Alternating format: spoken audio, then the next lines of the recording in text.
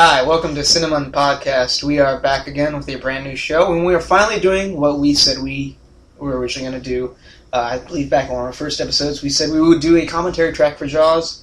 Jaws has finally hit its 40th anniversary this past weekend, so we figured, why not finally do it? I'm joined once again with Tommy Metropolis. Hey, everyone. And Benjamin Briggs has decided to rejoin the group, that bastard. Sorry. Hi, everyone. How are you? Yeah, where you been?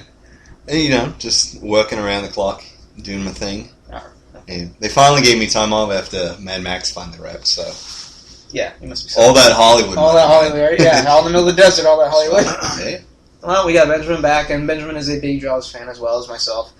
This is one of my favorite movies. I cannot pee after watching this movie. I know some people talk about how they can't go in the water afterwards, or they're scared of the pool, or my mom tells me to never watch this in the summer because then she can't go to the beach. I can't pee after watching this movie. I really can't. I can't go to the bathroom. It's a little too much information. Well, you know what? We're close, so get over it. I know, but whatever. Shut up. And you watched the wrong Jaws film. Deep Blue Sea was an awesome... I love Deep Blue Sea, actually. It's fun. That's like one of those guilty pleasure films. It is. That's one that if it's on, I'll watch it. So, again, this is a running commentary. We will be watching the entire Jaws feature. We have it here on Blu-ray for the Universal 100th Anniversary Edition. We're watching the Blu-ray edition, so if you want to sync up with us, we are starting at Absolute Zero. We're going to be watching the film together, making jokes, commentary. Hopefully we keep it light and fun, and hopefully you enjoy it as well. Again, if you want to sync on up with us, we are starting at 0 in 3, 2, 1. I have to pee. And here we start with the old MCA Universal logo. Lovely blue. Right? It's creepy. You will notice you will not hear the soundtrack of the film. This is a copyrighted film, and we do not have the rights to broadcast it. It is owned by Universal and MCA. You don't have the rights. None of us have the rights. Do you have the rights? I never said I should have, but you don't have the rights. Of course I don't have the rights, and I openly admit that, so. I've got the rights. When was the first time you saw Jaws? First time I saw Jaws was... I want to say when I was 8 or 10. And the worst time... The only part I saw was when Robert Shaw is getting just annihilated. Okay, yeah, spoilers. You're watching the film with us, so hopefully you've seen Jaws. But spoilers, we may go back and forth to the end. There's a shark! There's a shark, and it kills people. That's like the basic overall premise of the movie. Yeah. So. Tommy, do you remember the first time you saw Jaws?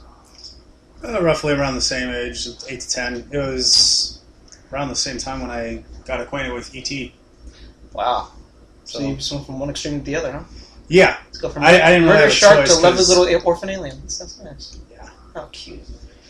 Yeah, I remember I saw this. I think I was in Hawaii. I think it was like 1994. And it was actually a marathon that was on TV. And I was like watching them all.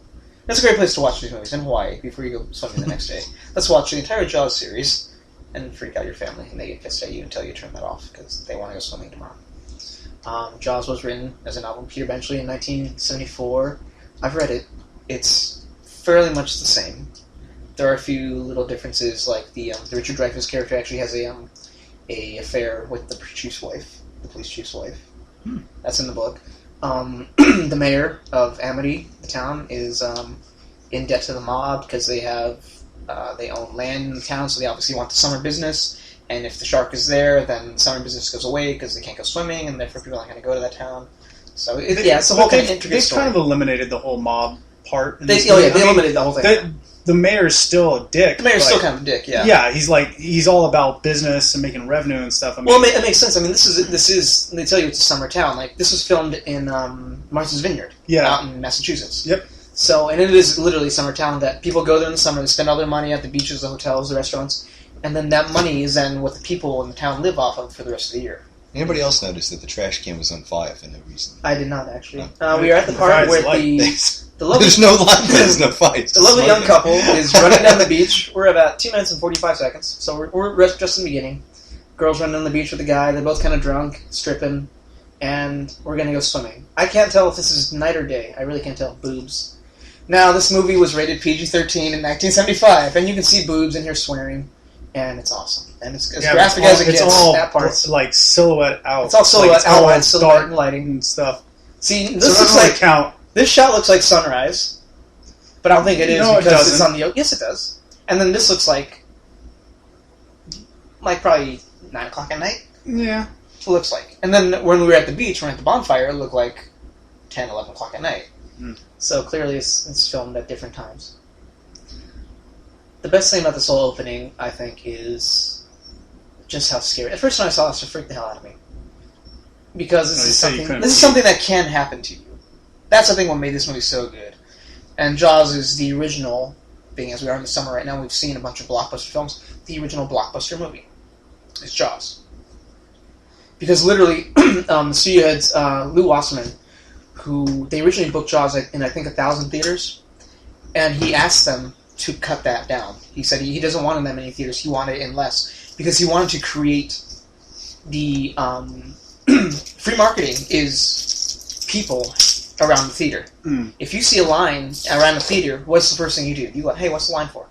And they'll tell you, I'm going to see Jurassic Park, I'm going to see Jaws, or I'm going to go see Star Wars. And that makes you, well, look, there's all these people here who see it. It must be good. I'm going to get in line too, and I'm going to buy a ticket. And that's what Jaws did.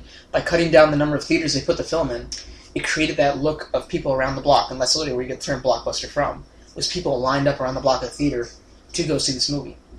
And it was smart, and it helped in the success of the film, I think, greatly, in that people want to see it. Her going around in circles like this reminds me of that scene in Ace Ventura.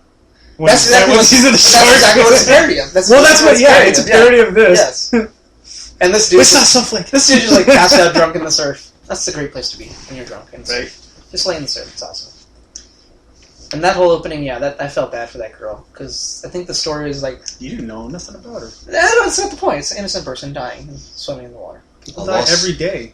We raise a glass to a great set of tits gone missing. It's boobs. Hasta luego. And here's an introduction to our main character, Chief Martin Brody. That's not Chief Brody, that's his wife. Raise a glass to another great set. What are you drinking? You know what? Shit. And a dog. Shit. We have yet to see his face. His back is to the camera the whole time. And he's is that the underwear. What is that, tramp or the lady? Huh? That's the lady or the tramp? Lady? I think that's lady. Okay. We're talking about the dog, not the actors. No, I know. And that's not for you, that's for the listeners, if we have any, still. This far in the film, if you're still listening... You're scaring them away. Kudos to you. I am not. Shut up. There you go, the great Roy Scheider. What was the last thing he did? I believe was like The Punisher. I think it was one of his last movies. Thomas Jane's Punisher film with John Travolta. He played Frank Castle's father.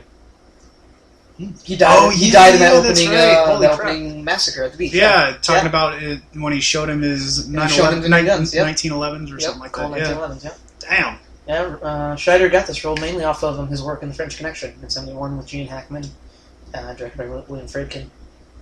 And he was mainly cast because he has the everyman look. He looks like someone that you would just see, kind of an everyday person. And that helped. I think that really humanizes him. And that's one thing that made the movie so good was these characters were relatable. A small-town guy, came from a big city, now he's in a small town. He has a fear, he has a phobia of water, which is understandable. I didn't swim until I was like 9 or 10 years old, so I understand that. I do really relate to that Quentin character, man. You know, just fucking hate sharks. Just go out. Can't stand them. You just like go to SeaWorld and punch them, don't you? Well, try the ocean. The ocean.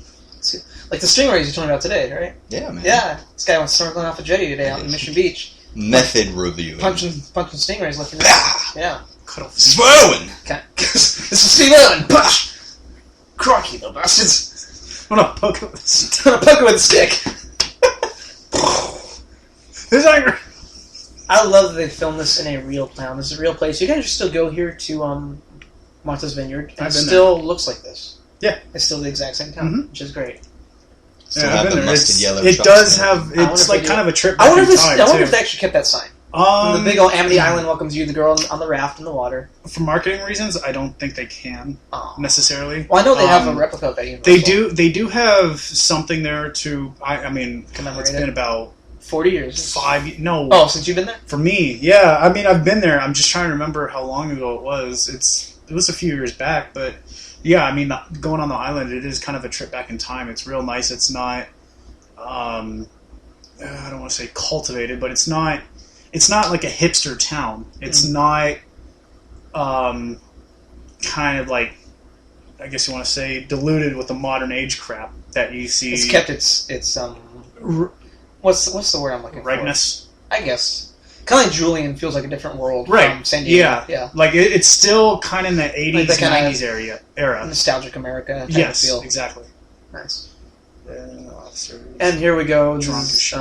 he's not drunk. He's disturbed by No, yes, I know. this the hand sticking out of the sand with all the crabs. Apparently, they poured hot coffee on the crabs to get them to move around because they were just sitting there. The officer? No, the crabs that were crawling around on the hand. So it's a good thing he didn't hook up with her. Right? Otherwise, he would have caught He crabs. could have cut. Wow. Gotcha! Wow. Yes. That girl. Let's make crab jokes. She had crabs at the end. Her last scene, she has crabs. Wow. Getting weird. I like how everyone just looks distraught in this. What's your direction? Stare forward and look really distraught. high. Okay. Or really high, yes. Oh, wow. Does everyone remember the typewriter? The type, The what? typewriter. You don't see those anymore. That's sad. It makes me sad. How many words a minute could you put on that thing? How many words? I can do about A minute. a minute. I did about 55. I think was the highest I recorded. On a typewriter? Yeah. With no spell check? With no spell check. Boom. Maybe. Lawyer. Maybe. But see, he's already a report. I mean, that's different. No, I can't do that. That says shark attack. Which, by the way, Is Shark Week is coming in July, so mark your I thought you calendars. said August. no, I said August. I was wrong. Oh. He was right. Comic-Con's also coming in July, too. Yes, it is, and we will be attending. Mm-hmm. Comic-Con will be a lot of fun. I'm kind of hoping we can advertise a little bit at Comic-Con as well. I'm going to do a... Do like a poster or something. Walk around with a poster. No, it's just one of those things where you're like, we're going to do a Jaws remake. It's like... You know what? they could remake Jaws and No. Yes. No, they could, but I'm just saying, this is one of those things... It's How many it's cassettes? It's a classic. You shouldn't Conrad. touch it. It's the same thing with Indiana Jones. And that Well- was actually one thing that took me off with Disney, is that they're like, hey, we want to redo Indiana Jones because we own Indiana Jones now, and Well, none why of it's not? our... It's a marketable property. Just Exactly. like Jaws. Jaws is a marketable property. If Disney did not obtain Star Wars, You wouldn't have there Star would, Wars there would be seven. no Star Wars Episode 7. Yes. See, so that's actually a good thing. Mm. Yes. I wonder if this is like, and he drops all the friggin' brushes. I wonder if that's improvised or if that actually You know what? was They a mistake. could... Or if that was like a direction. If not they do good. remake this, they'll make Chris Pratt Chief Brody, Chief Brody. and they'll get He should have been in Star Wars Episode 7 too, Chris Pratt. Chris Pratt, Star-Lord. Star-Lord, Star-Lord and Star Chris Pratt's Chief Brody, and the remake directed by James Gunn. It'd be graphic as hell. If you saw Slither, get Nathan Fillion. Oh, Get Nathan Fillion, Chris Pratt, and who's a good kind of old, maybe Michael Rooker. In the Jaws remake, put Michael Rooker as Captain Quint. That'd be awesome. And you get who'd you get to play? I didn't actually. It took me a while to notice on the mayor's jacket. I think it's like little anchors. Oh, he's got I eight. think there's little anchors on his jacket. on his jacket. So here we are. Now he's going to get on the boat. He's worried about the shark attack, so he's going to go out It's there, a pussy. tell all the Boy Scouts that are doing their mile swim for the merit badge. Yeah. He's going to go out there and tell them get the hell out of the water. Mile swim. Mhm. that Yeah, sounds he's doing fun. mile swim. Didn't know the Boy Scouts also were triathletes. Right. I know, right? Actually, it took me a while to notice the first time I watched this, and How much red there is already. that too. The symbolism. But this is all one shot from the time the car comes onto the ferry till they get to the other side of the dock. It's all one shot. It's one take, and I think the camera moves, or no, not the camera. The ferry itself moves around. And I thought the scene was changing constantly, but it's not. It's just the scenery around it, and it's just all one movement. And another thing I noticed in it last night when I watched it, because I watched it before we decided to do this, all the people who smoke. You don't see that anymore in movies. The mayor smokes, the chief smokes, the captain smoke. Even like there's a scene later in the hospital where they're smoking.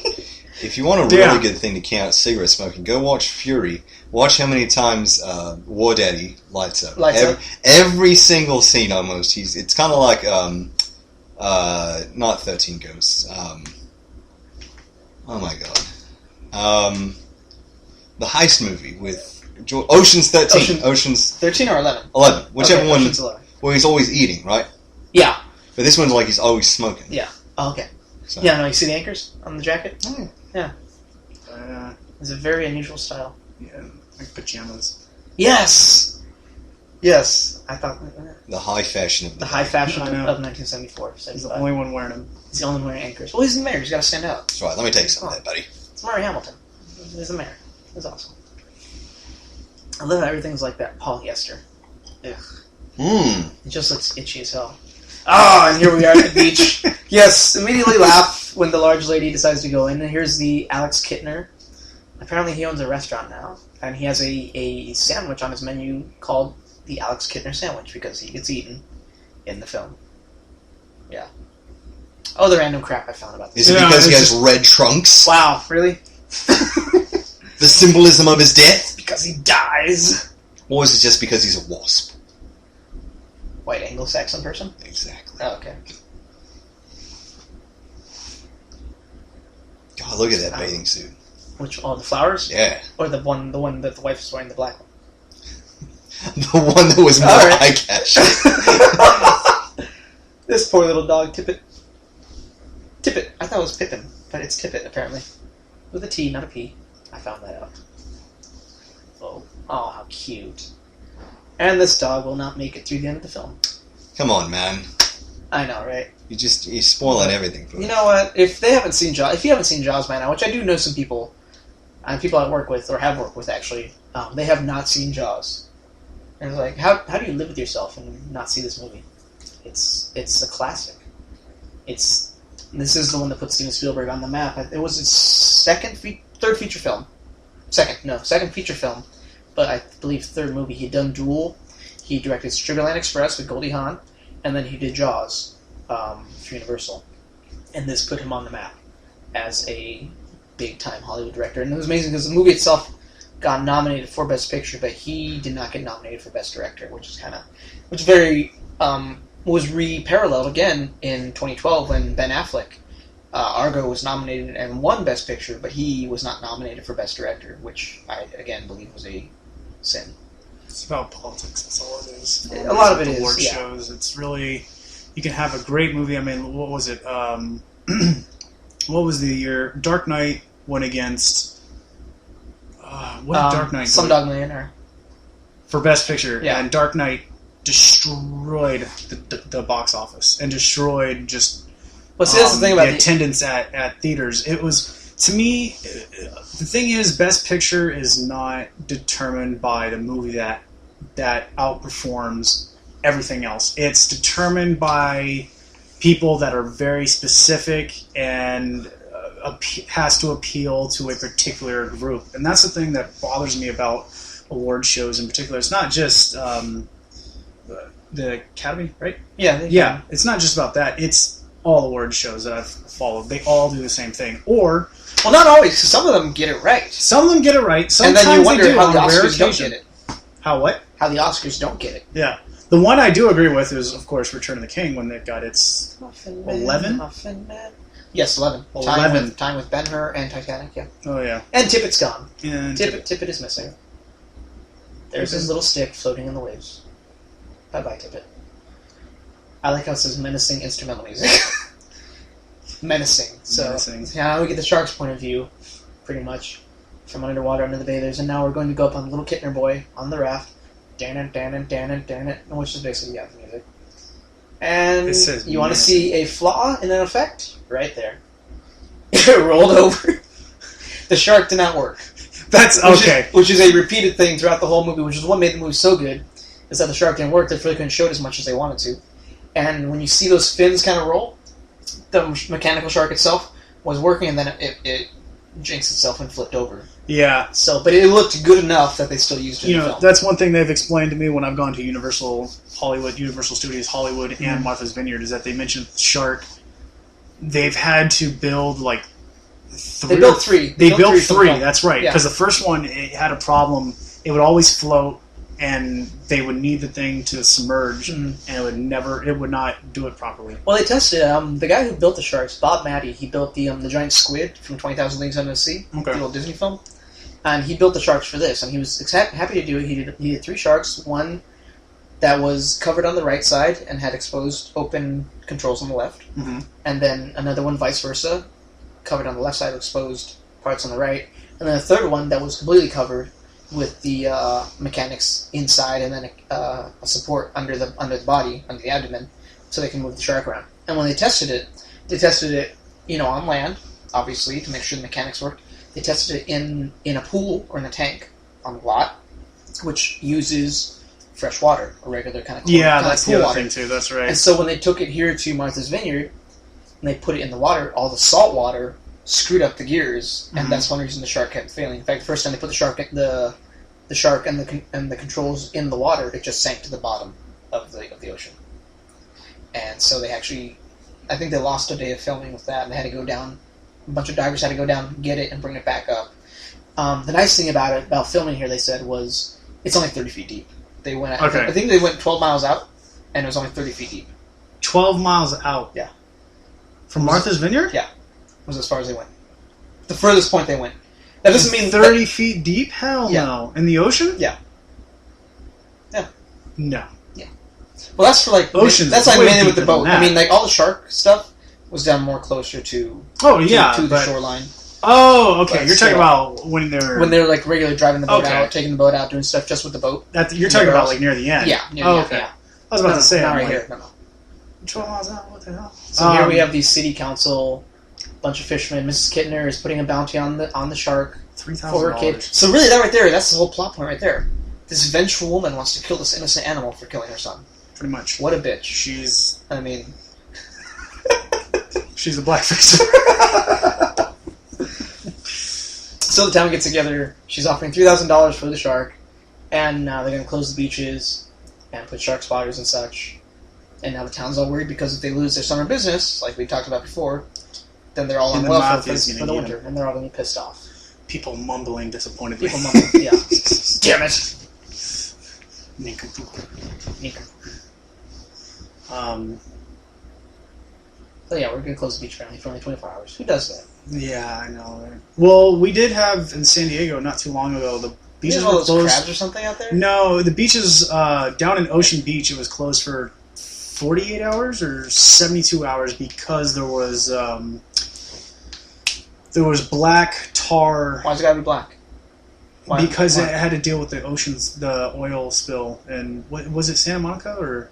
I think it was Santa Monica. Yeah. So there was these little tar blobs that were showing up on the beaches, and it happened a while back. I think north of La Jolla, and they haven't identified it yet. They didn't know what it was. It's a big manta ray he drew. Where? The shack. Oh. It looks like a bat ray with giant teeth. Bat ray? Oh, the drawing on the chocolate. Right. But yeah, they can close down the beach for obviously a they can. Of course, only public beach, private beach. Private beach is a little different. That's a little different, yeah. And if you have a private beach, it's not going to be Anybody else really see anywhere Frank that Oz? I know. And you see what? Frank Oz. No. Oh yeah, that guy looks like Frank Oz. Next to the chief. I'm sorry. So here we have Robert Shaw doing his wonderful introduction speech for catching the shark. $10,000 for himself, by himself to catch it. That should get the head, tail, the whole damn thing. Oh, he was so great. Apparently, he was a raging alcoholic. Yeah, which is too bad. And he died. I think maybe a year or so after this movie came out. He passed away. He was a Bond villain. That's right. In From Russia with Love, I believe. Was it? He was a Bond villain. Yeah, that's right. That's right. He was like a well-respected Shakespearean actor, lord of the stage, basically, and he was like a man's man. Now, who's this guy exiting behind him? I have no idea. I'm guessing that's his mate. But we never see him again. We never see him again. That's what I mean. Where did he go? Last time I saw this, why wasn't he on the boat with everyone else? And the beach is closed. There's a bag of Doritos. So now the chief Brody is learning what he can about sharks to have a better idea about it. According to Peter Benchley, when he wrote the book, he knew nothing about sharks. He really based it off of the incidents back in, I think, 1916. There was 5 shark attacks reported off the Jersey Shore. And there's another one that he'd read about as well. He kind of based the movie off of that. And thought, well, what if a giant great white shark came into a small town and won't go away, what would happen? And that's basically what they wrote the film off. In hindsight, after everything that was learned about sharks because of this movie, which it really did spark an interest in sharks and studying them, and that's the benefit of it, he had restated again that had he known everything about sharks that he had learned following, he would probably never would have written the book. Because they were very opposite of, I mean, he writes it very menacing and, you know... Well, the other thing, too... but that's good characterization, I think. The other thing, too, it's like... To me, this is like an exaggerated story as far as, like, what's that movie? Arachnophobia.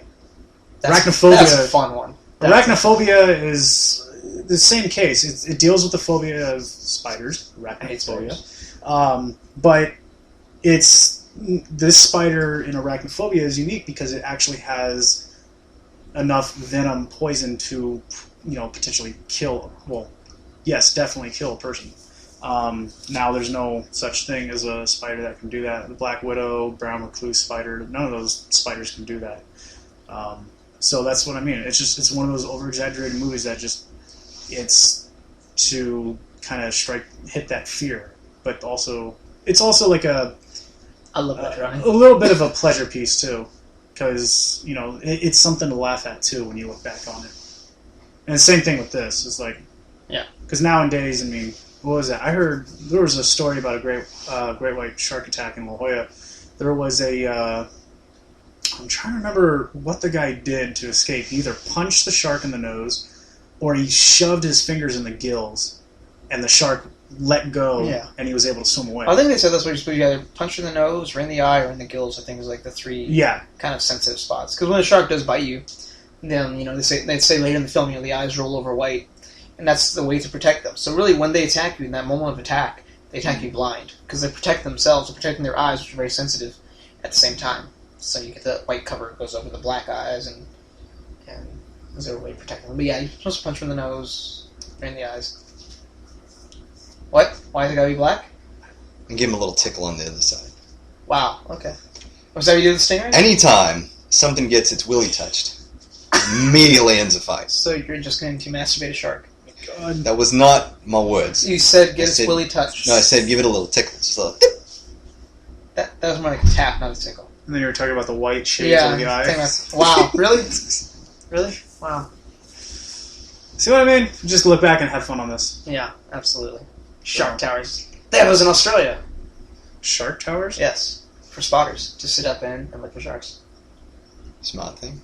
Alright. Now, was that because... Sharknado. That picture... No, the picture of them standing in the teeth, is that the one in SeaWorld San Diego?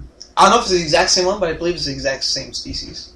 The Megalodon. Yeah, Megalodon. Oh, the Megalodon? The Megalodon. But if you've seen Jurassic World, the mosasaur. No, I'm kidding. The muzzlesaur? Mosasaur. I'm kidding. That's... He's all about using John Deere mowers. I was going to say, there was actually a lot of dinosaurs they didn't use in Jurassic World. So this is great. This is another thing of create terror and menace without actually seeing anything. Let's get two guys to get the pier ripped out from under them. One of them gets dragged out on the pier. Finally gets off. Doesn't even try to swim. Not yet. But it's great. I mean, again, we don't see a shark. We see the pier going, and it stops. Oh, now it starts swimming. Finally. Da-da-da. Yeah, that's going to be freezing cold. And it turns around. And we got to make it creepy. And then we give the ominous musical tone from John Williams. Yep. Menacing instrumental music. Intensifies. And his friend yelling. And yeah, this freaked me out when I was little, when I watched it as a kid. At the same time, I was fascinated. That was so cool. I'm trying to look for the shark. Where's the shark? And there's no shark there. Yeah, see, you got to think here. The shark's over, what, 25 feet long? 25 feet. Yeah, it would have, like, hit the sand by now. He'd be stuck in the sand. We're not that far from shore. It was like that shark put no effort in. Right? He's like, he peed. That's good enough. Which you would. I would crap myself if I saw a shark. That close. Well, depending on what type of shark. You can go to SeaWorld and pet the sharks. Okay, so not that kind of shark. Okay. They still bite. Yeah. Ha! They still bite. This guy looks stoned or drunk. I'm not sure which. He's got the pipe. He does have the pipe. He's got the shit-eating grin on his face. I can't tell what's going on there. Ah, that's not funny. That's not funny at all. Yes, Mrs. Kidner expanded her ad for killing the sharks. Now we have all these fishermen from all over the East Coast coming up and down to Amity to all try to get the shark. Now this guy, He looks like his a name hunter. Ben Gardner. Yeah, he looks like a hunter. He was a real guy. The way he talks to Richard Dreyfuss and throughout the whole film, for as long as his character's in the movie, is how he really was. He was a real fisherman on that island. He was a real person. So this is And actually... he was a great influence on Robert Shaw for his characterization of Quint. A lot of that Quint's character came from the guy playing Ben Gardner.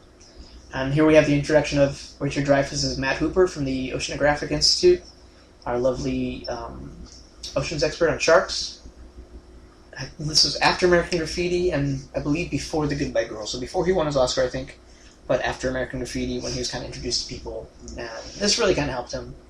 He originally turned down the role of Hooper.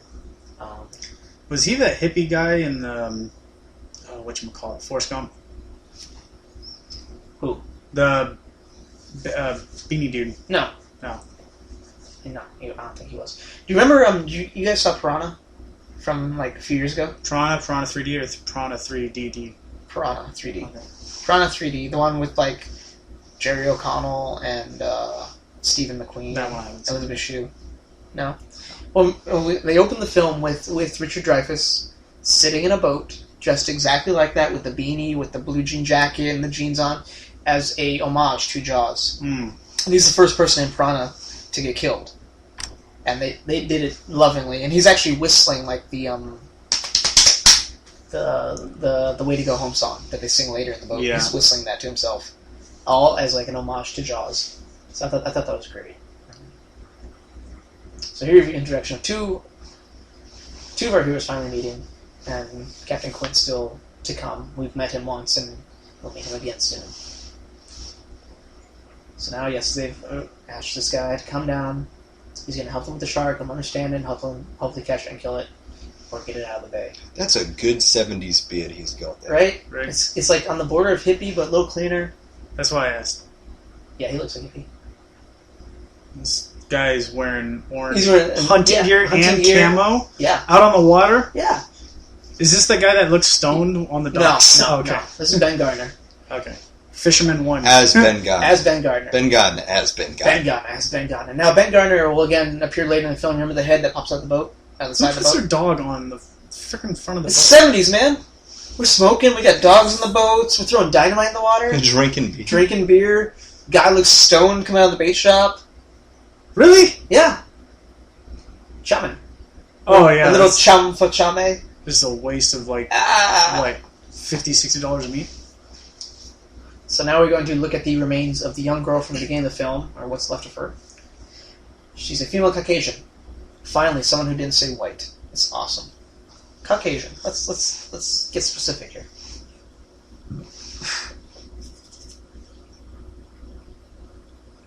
I'm sorry, it looks like he should be online gaming with that old school headset. Talking into his, I'm guessing like an old, not even a Walkman, because I don't think I have Walkmans yet in 75. I'm not sure what he's talking, a recorder, I guess. Usually back then they've got those big old just tape recorders, but yeah. Denuded. I've never heard that word before. You have. You have? Well, you just said it. I mean, okay. As outside of this viewing and conversation, I've never heard the word denuded. I haven't met an intelligent person. Wow, really? Do not smoke in here. Oh my god, one time they say don't smoke in a room. And that's one of the most... Where did that cut come from? Because it was all... This whole shot was a continuation shot. All of a sudden they cut to him holding the arm up, and then it's a completely different tone, different lighting, even the film itself looks a little grainier, and it cuts back to the profile of Dreyfuss, right from when he told him not to smoke in the office. I don't know where that cut came from. It's like one of the most famous cuts in Hollywood. Okay. And like, why is it there? And where was it taken from? It's out of context. It feels out of context, and I don't know why it's there. And they've never explained remember, it. this isn't the original release, not the original cut. This is the original cut of the film. This is the original cut of the film. Tiger shark is bleeding. This was a real shark. This was a real shark that was caught down in Florida. They flew it up to Martha's Wow, Vineyard. really? Yes, this was a real shark. But by the time they'd filmed this, it was already dead. Well, it was already. Well, no, I mean because they make it look like it was just killed. So by the time, shut up! Don't give me that look. Don't give me that shit. So as they said, by the time they got to filming this right here, it was smelling. It just smelled. The whole thing. Febreze. And the organs apparently had to come loose and were kind of like in the back of the throat. Like with the way they're suspending it up, accordion. Yeah, it doesn't look. It doesn't look right. I would. What's it called? Not rigor mortis, but. I love that boat. Yeah, just the way it's hanging up there doesn't look. Doesn't look comfortable. It doesn't look like it's freshly caught or killed. It looks a little dry. Yeah. I love that boat. I've been wanting a nice replica, like model of it, and I can never find one. Say replica or model. Don't say you want an actual boat.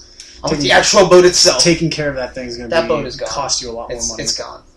The whole thing is gone. Even like they built, I think, 2 or 3 of them for the movie of Quint's boat, the Orca. I was going to say they had one in the Universal backlot. It was back there for a long time. Oh, yeah, it's gone now. It's gone.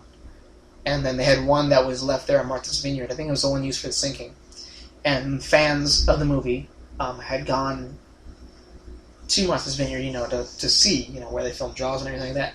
And when they finally found the boat that was left there, people would strip it. Like, they'd take the anchor, or they'd take the porthole, or this and the other. To where now it's just stripped down to, like, a bare fiberglass boat body. And that's why I don't get... Which is too bad. Like, what was it, I know a tourist attraction in France or something like that, they stopped letting people, like, put locks on a bridge. On the bridges, yeah. Because the bridges would start collapsing or something like that, or... to me, that seems crazy, but... but yeah, I mean, that's why you don't desecrate kind of pieces like that. It just really... I mean, I don't know. So, we think we've caught the red shark, but Matt Hooper thinks maybe not. This is the tiger shark. It's extremely rare for the waters, but it's not the same type of bite that the girl has on her arms. So, now we're creating a sense of, is this the red shark? We're about 35 minutes in the movie. We have yet to go on the water. We've met all of our characters. We have the premise down. And so, if they really... I think in about the next 10 minutes or so, it really becomes a set, straightforward adventure. We have to find the shark, we have to kill the shark, and they work their way onto the ocean. It's a lot of fun. And we get the second kill, too, later in the beach. He's on his phone doing I know, what the hell? You're one of those people in the theater that gets on your phone, aren't you? No. Yeah. You see that hesitation? You bastard. I'm glad I didn't make popcorn for you. But it's okay, because we can edit out the sound. Can we?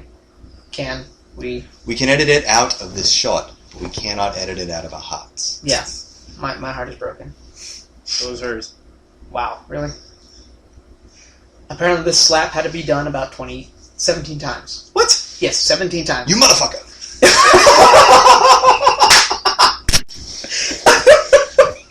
Because, no, she did not know how to do fake slap, and she would do it wrong, or she'd do it too high or too low, and she kept kind of getting it wrong.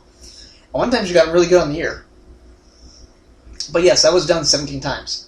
And it became such a thing for fans that when she retired eventually, and when people meet her and knew who she was from the film, they would ask her to slap them.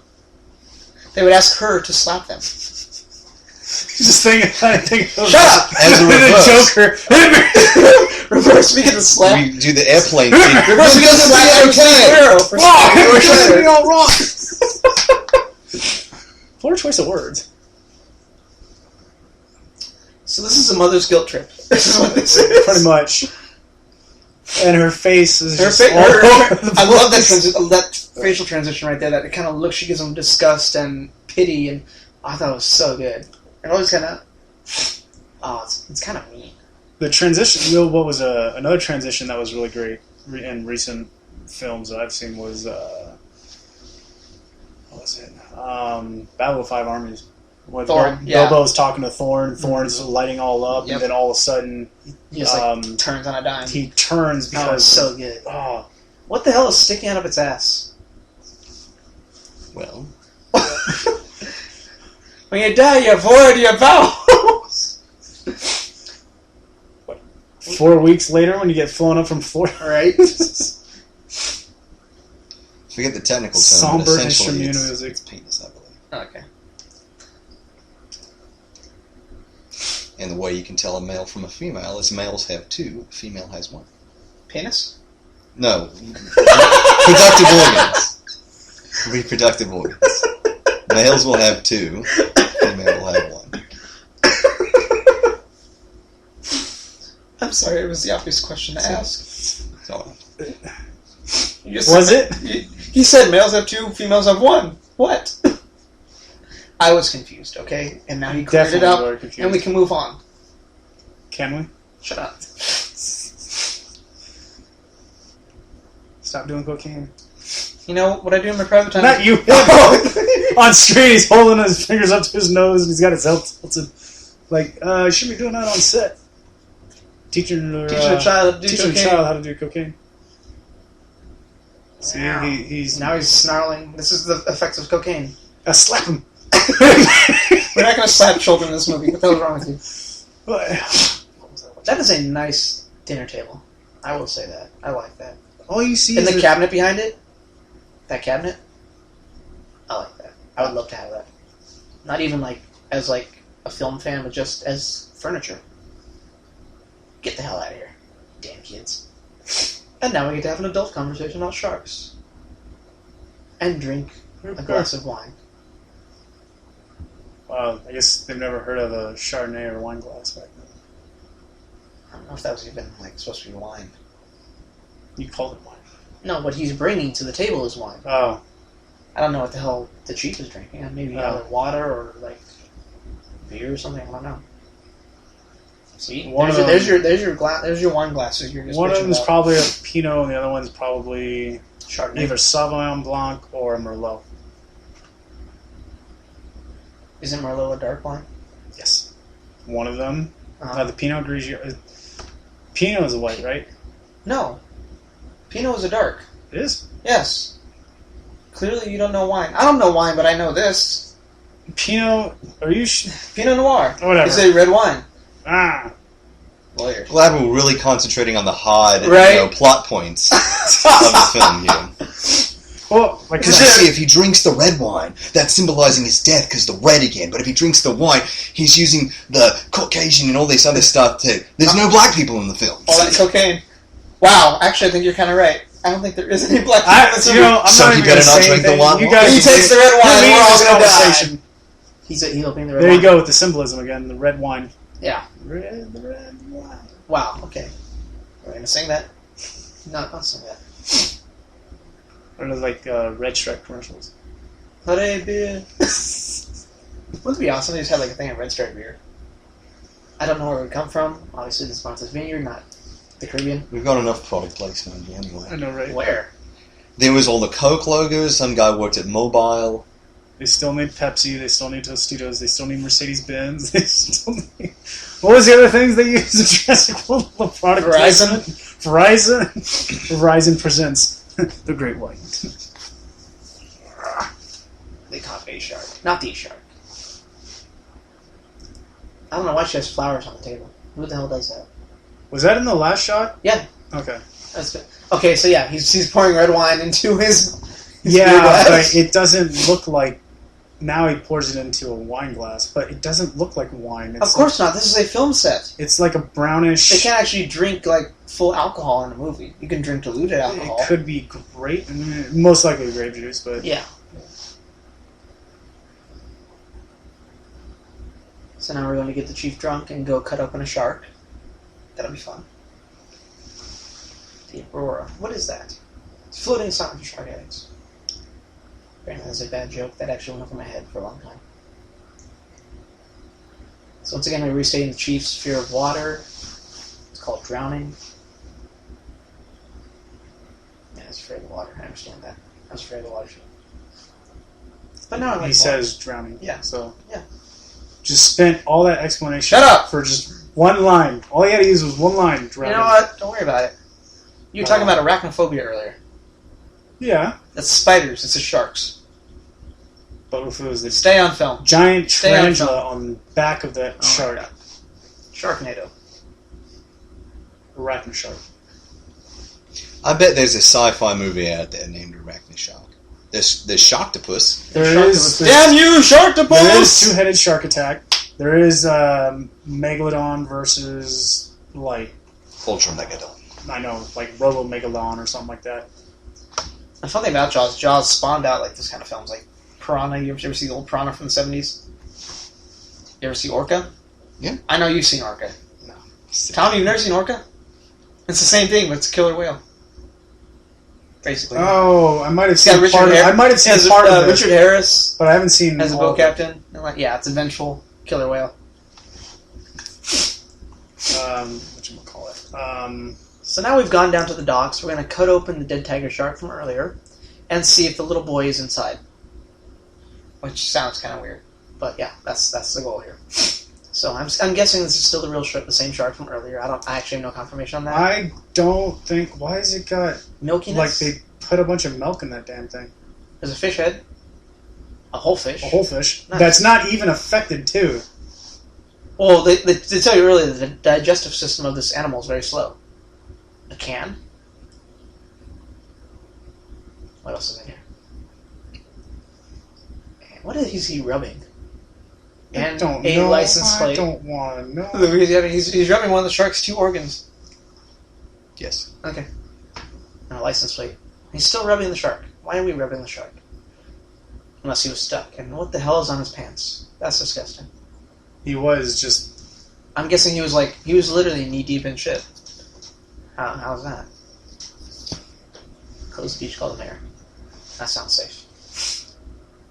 Go to him dressed like that. Hey, close the bitch. The mouth that big. That's not that big. He's like this big. It was like 2.5 feet. Still a pretty decent bite. I could take 2.5 feet out of my body. punch that a No day. big deal. Nothing. Cape Scott and South Beach. I don't know where that is. He just wiped himself off with a towel and Yeah. just casually like, I'm gonna... Well, he's gonna change clothes because they're getting on a boat. Neighbor, where's your boat? So, we're gonna go look for the shark at night because he feeds at night, obviously. So we are here on Water. On the water. Well, no. More importantly, we're on Matt Hooper's private boat. This is his own boat, and he talks later in the scene about how he's very wealthy. He comes from a wealthy family, so he pays for a lot of this stuff himself. So that comes in later with the tension between him and Quint. As Quint comes off as very yes, Chief Brody is drunk in this scene. No, my thing is he's scared of drowning, whatever, and he's out on a boat and he's drunk. That's how you got him on the boat.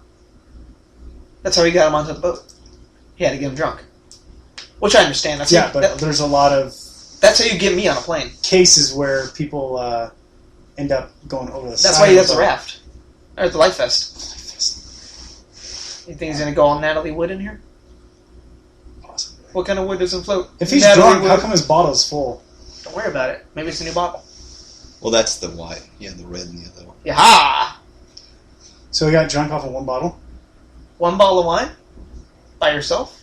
No, he split with his wife and No, I'm his character too. It's a lightweight. Maybe. He doesn't need that life vest. Pretty sure. I think he doesn't need the life vest. He's scared of water. I like how dark and ominous this looks. Apparently there's something on the radar, or whatever the hell it is. It's a fish finder.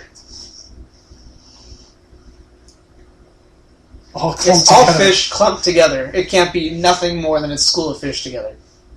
Wait. Look at the scope and see nothing? There's something else out there. Wait, isn't No that... shit, it's a giant shark you're looking for. Mysterious instrumental music. Yes. It is mysterious That's a because I nice can't boat, hear though. shit. It's a nice boat. I like that boat. That one's Not as gonna- much as the other one, No, that boat's going to even cost more maintenance than the right? other one. Than Quint's boat.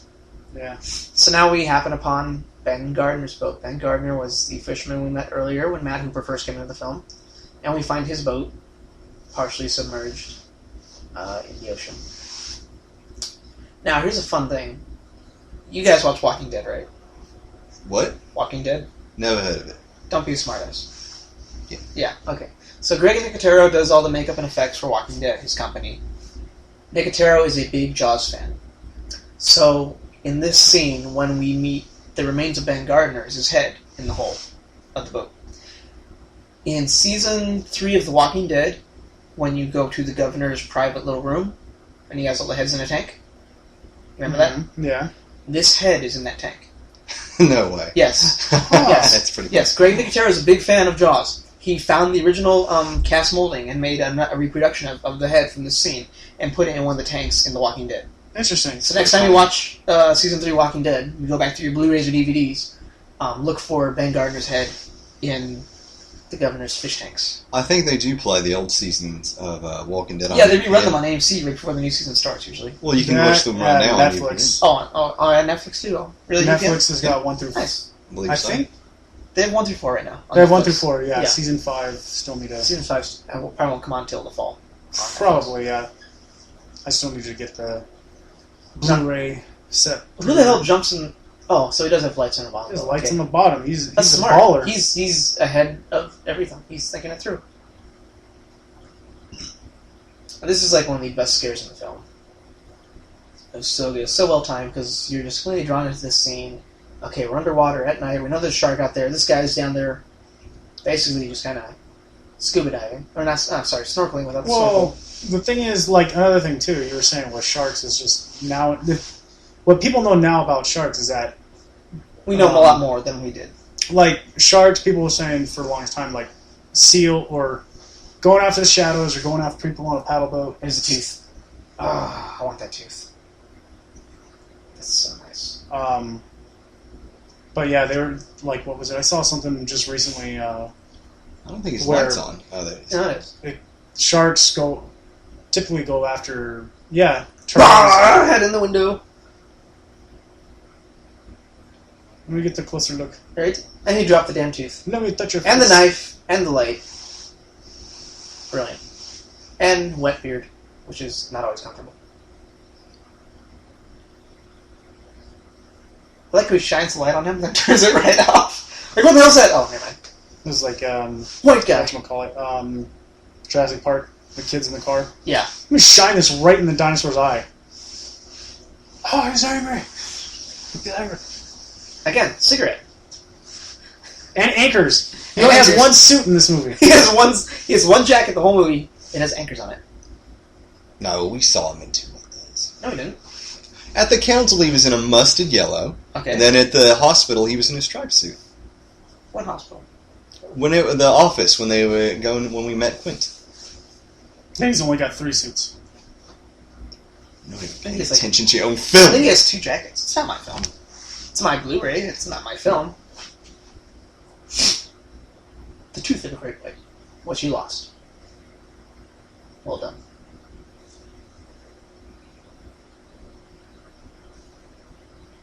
He had an accident. Yeah, it's called shitting your pants when a head pops out of a hole. I would too. And that would draw the shark in. Or scare it away, actually, you know. Bit of both. And here, once again, to restate why the mayor wants to keep the beaches open. Because they need the money. They're a summer town. That's how they make their money. Something about seeing an argument happening in mute just... It's weird, right? Yeah. I don't think I would have done it without problems. Like, it looks like a drunk fight. You got that one guy that's always high and mighty. Uh-huh. Then you got the other guy that just can't keep a shit. And then... I love the way they redid the sign. Oh, yeah. The shark fin, help shark, and they made her eyes all wide, and I can't tell if she was grinning Put or that, screaming. I really robot chicken... can't. Robot chicken face. Right. I think this is the same sign you see at Universal. Universal, yeah. It's That's like the same done sign. up the same way, graffitied Yeah. and whatnot. Yeah. I haven't been up to Universal in a few years. I still tried... You need to go up there for Halloween Horror Nights. Those are fun. They're definitely going to do... Oh, last year did they do Purge Anarchy? Yeah. Damn. So they're probably not going to do it this year then. Because, yeah, Purge was... That was and awesome. Eat and make little sharks, and that's all. That should be like an anniversary poster. That sign. Those which proportions are we talking about here on the song? He's talking about what it's saying. Yeah. What, you talking about her breasts? Really? No, just Really? her arms in the way. Wow.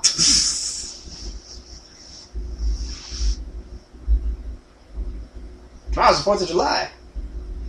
I hate the 4th of July. Not because I'm un-American, but because I work at a restaurant and we're open all day in downtown where everyone watches fireworks. I'm going to be busy from open to close the whole day. You guys gonna be doing any special cheesecakes? No, we don't do special cheesecakes for that day. Not like a red, white, and blue cheesecake or something? That'd be nice, but no. Look, it's the fairy from Jurassic World. Actually, I think that's the... I'm kidding. It's no, not. It's not. but I'm thinking the ferry that we rode, that I rode on when I went there. I don't think that's the same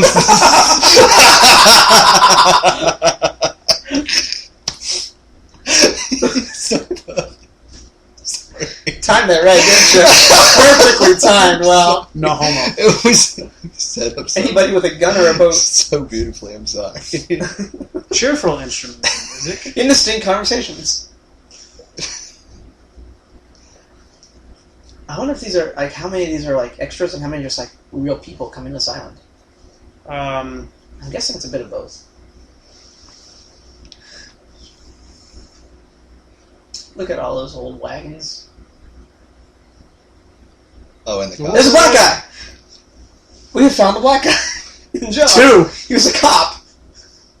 3! Nice car. That was a girl.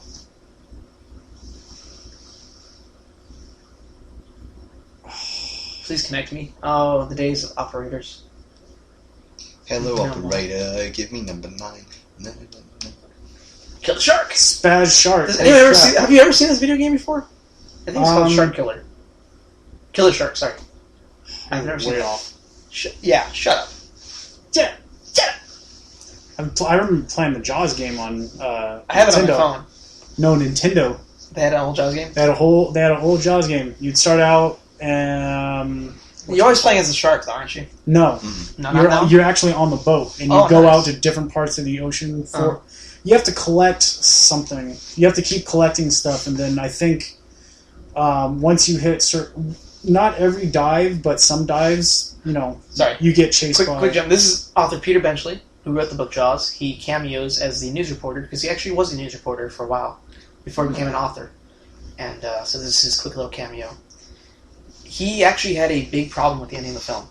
The ending of the film? Yeah. Because you know how, spoilers, they blow up the shark. Yeah. The tank. He had a problem with that. He's like, who's going to believe that? No one's going to believe that. And Spielberg's defense was, I have the audience for 2 hours. I've pulled them into my film. I have their attention the whole time. By the end of 2 hours, when they blow up the shark, they're going to believe whatever I want them to. Right. Because you're so invested and drawn into the film, you'll take it. And that's true. Spielberg should have one-upped that, and he'd be like, I can always put Michael Bay on it. Wow. Wow. Why would you ruin a good thing? Explosions! I think someone's going to die.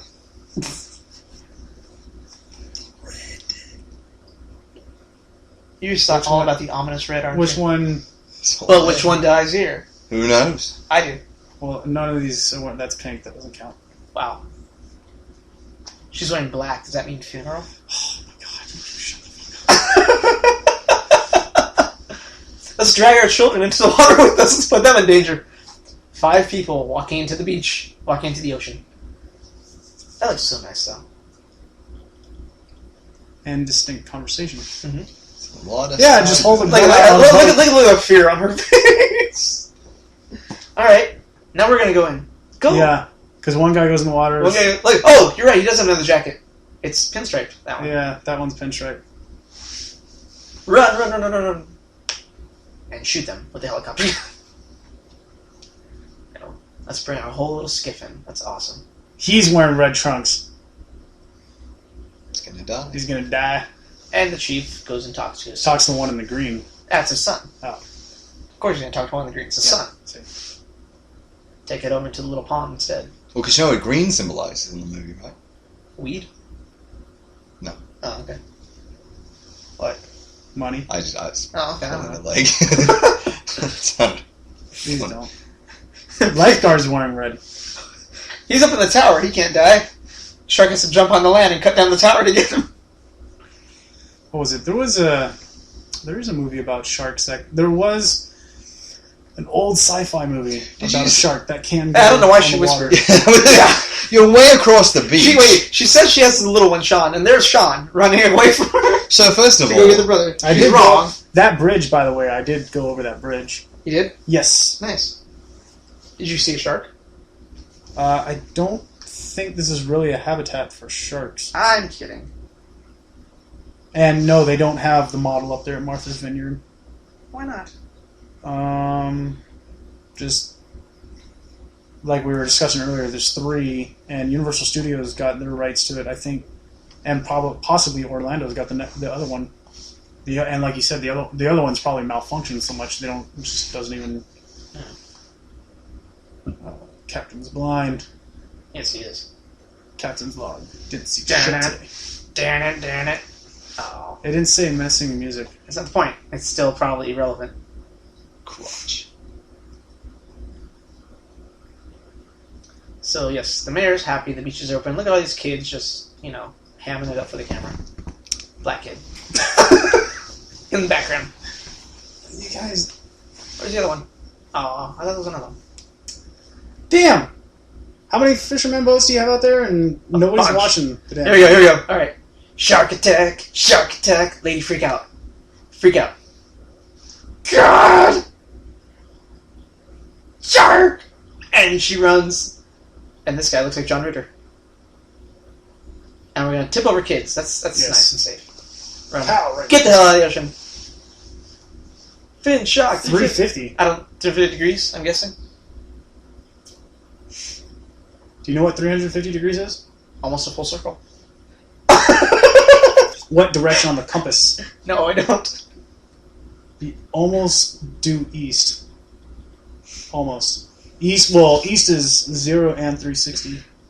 Don't push everyone out of the water, please. And we're all going to push to get out of the water. Leave it sitting there. Wait, where's my favorite one? My favorite one, okay, is one of them. Is the little fat kid. Okay, knock them off. And where's the lady? Where's the lady screaming? There, yes. Just stand in the water, clutching your child, screaming. Don't move. Just stand there. Why? Oh, wait. Is this... Where's the one guy who gets, trampled? Here we go. Yeah, this guy gets trampled. No. Maybe it's Jaws, too. I'm thinking. Oh, here we go, yeah. Oh. It's Walmart all over again.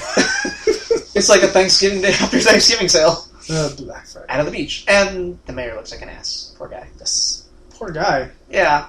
Dude's an asshole. He had good intentions, but yes, he did. He didn't listen to his advice. He didn't listen. That just makes him an idiot. And that's what I mean. Yeah, it is a fake. That's right. Yeah.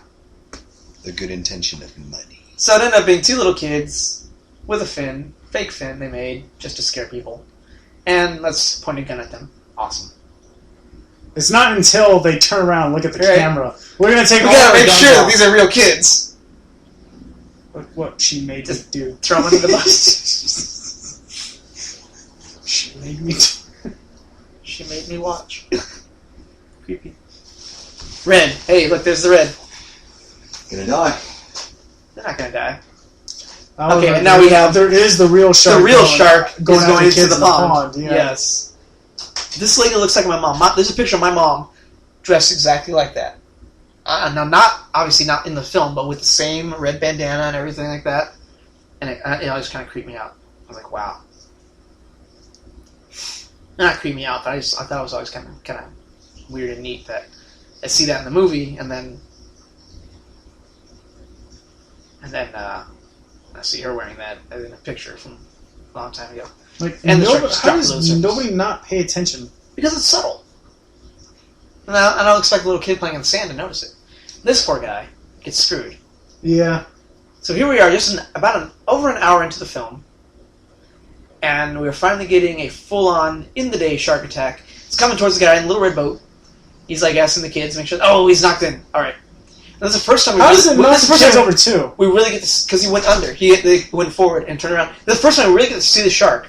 We still barely see it, but you get to see some of the size. Red. See? Oh. You in the red. Red means dead. Wow. Oh, there we go. First time we really can see him. And leg under the water. Oh, nasty. All the blood coming up. Now, why would the legs sink like that? I don't know. I never understood this shot, but I think it was just like a craning shot, and you get to see the trauma on the kid's face. He's freaked out. Which would be too. And there goes the shark fin. There's your bridge, Tommy. Mm. Run. Jump over into the sand. Yeah, try running in the sand. That's gotta be fun. Right? There's Into a the reason ocean. why they didn't film it.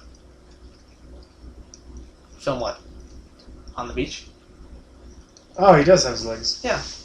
No, it wasn't the kid. It was the guy in the boat. Yeah. Yeah. No, it's just been like, it's head down, your legs are gone. He's in shock. Screw your picnic. Right?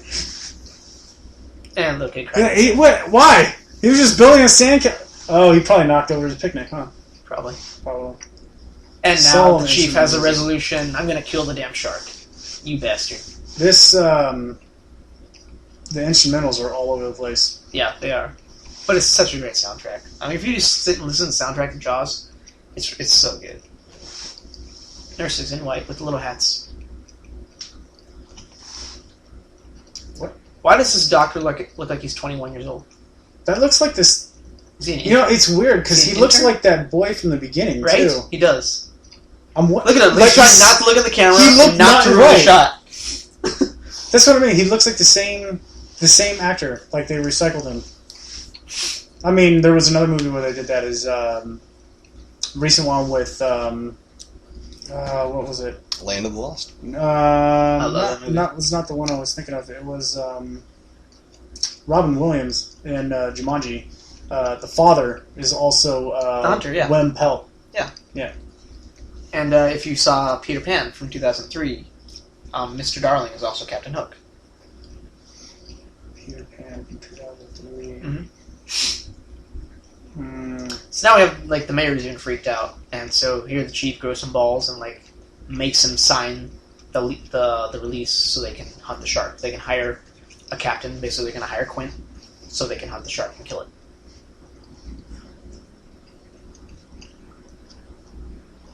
I kind of wish he was wearing that anchored jacket again. I don't know why, I just want to see it again. Because this is his last scene in the film. This is the mayor's last scene in the movie. We don't see him again after this hospital scene. See, he had the best intentions. It just went the wrong way. Yeah, but he didn't take under advice. He didn't take under advice. He didn't take under advice. He didn't. The other thing too, But that's called politics. he made his own. He made his own kind of decision. Like it was a monarchy for a little bit. He did kind of bend to his advisors a bit, like closing the beach. But he's like, yeah, we'll close smoking in a hospital. We'll close it for 24 hours. Wouldn't it just blow your mind if you just put on the Oxygen Nicodrome tank. CQ patch right there? It's like they had that back in the 70s. Mind blown. If only. It's like it's been $10,000. digitally put in with all the new technology, like they're going to do with whatchamacallit, Terminator Genesis. So You got Schwarzenegger back when he was like younger in the 80s. when he was younger in the 80s. Yeah. So here we are now in Quint's shop with all the shark teeth. I'm guessing all sharks he's caught and killed. Makes sense. It almost makes him look like a serial killer. Like these are his trophies. Well, And he's an that's alcoholic. the same thing you would say. Again, with, Rubber Shaw. was that the same thing you would say with whatchamacallit? My fly swatter? Yes. No, like With bow-legged duck women. and deer hunters and all that. Yeah. There's a reason for that. For hunting all the sharks. What the hell is on his hands? Blood. Let me touch your Is it face. What? Those are nice. He's steaming them. He's gonna eat it. No, he's sterilizing them so he can display them. Get them all nice and clean.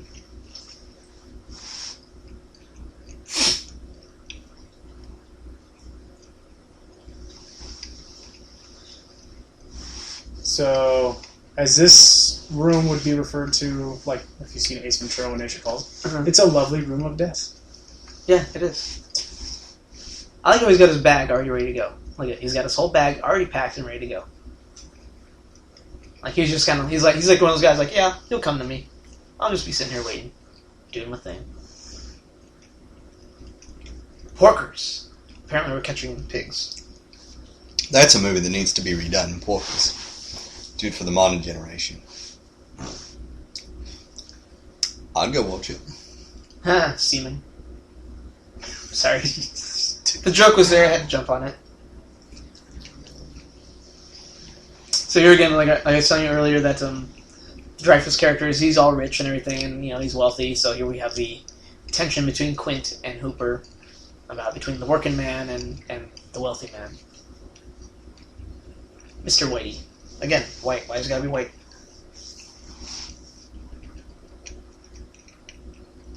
You got city hands.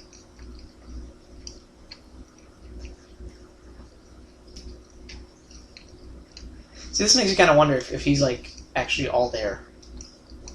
Which one? Quint, the captain, because he comes out he's got moments where he's really open and direct and to the point, and then he's got moments like that where he just seems kind of all over the board. So it's is he maybe been exposed a little too much to the outside or what? I mean, clearly with the way they made him look, the way the hat is. His sun bleach and he's all tan and everything, that he's spent a lot of time on the water. Well, the other thing too is every shot. There's that guy again. I was wrong. Oh, there's his little partner who doesn't go on the boat. I was wrong. Sorry. I love all the gear. All the gear is so good. He's got his rifle. I'm gonna bring a rifle and rope with me. That's all I need. Shoot it. That's your form of fishing? It's the introduction to the shark cage, which comes into play later in the film. Cage? Yeah. It's cage. See the bars there? Oh, yeah. It's anti-shark cage. Because we can't think of a cooler name for it. We're going to call it the anti-shark cage. Well, there's an anti-hero. An anti-shark cage. Anti-shark. You go inside the cage. Cage goes in the water. You go in the water. Shark's in the water. Our shark. That's a great moment. Anti-shark cage. Anti-shark cage. Farewell to do fair Spanish ladies. Patent. Patent pending. Yeah, that probably is copyrighted. That's all you're legally allowed to sing in this song. That's all, yeah. It's only like 2 seconds worth, and then you gotta pay.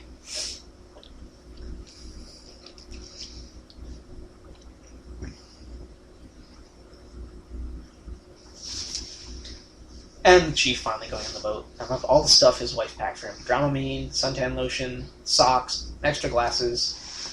It's like, really? Does he need all that? Extra glasses? Yeah. Blistex. Product placement. There we go.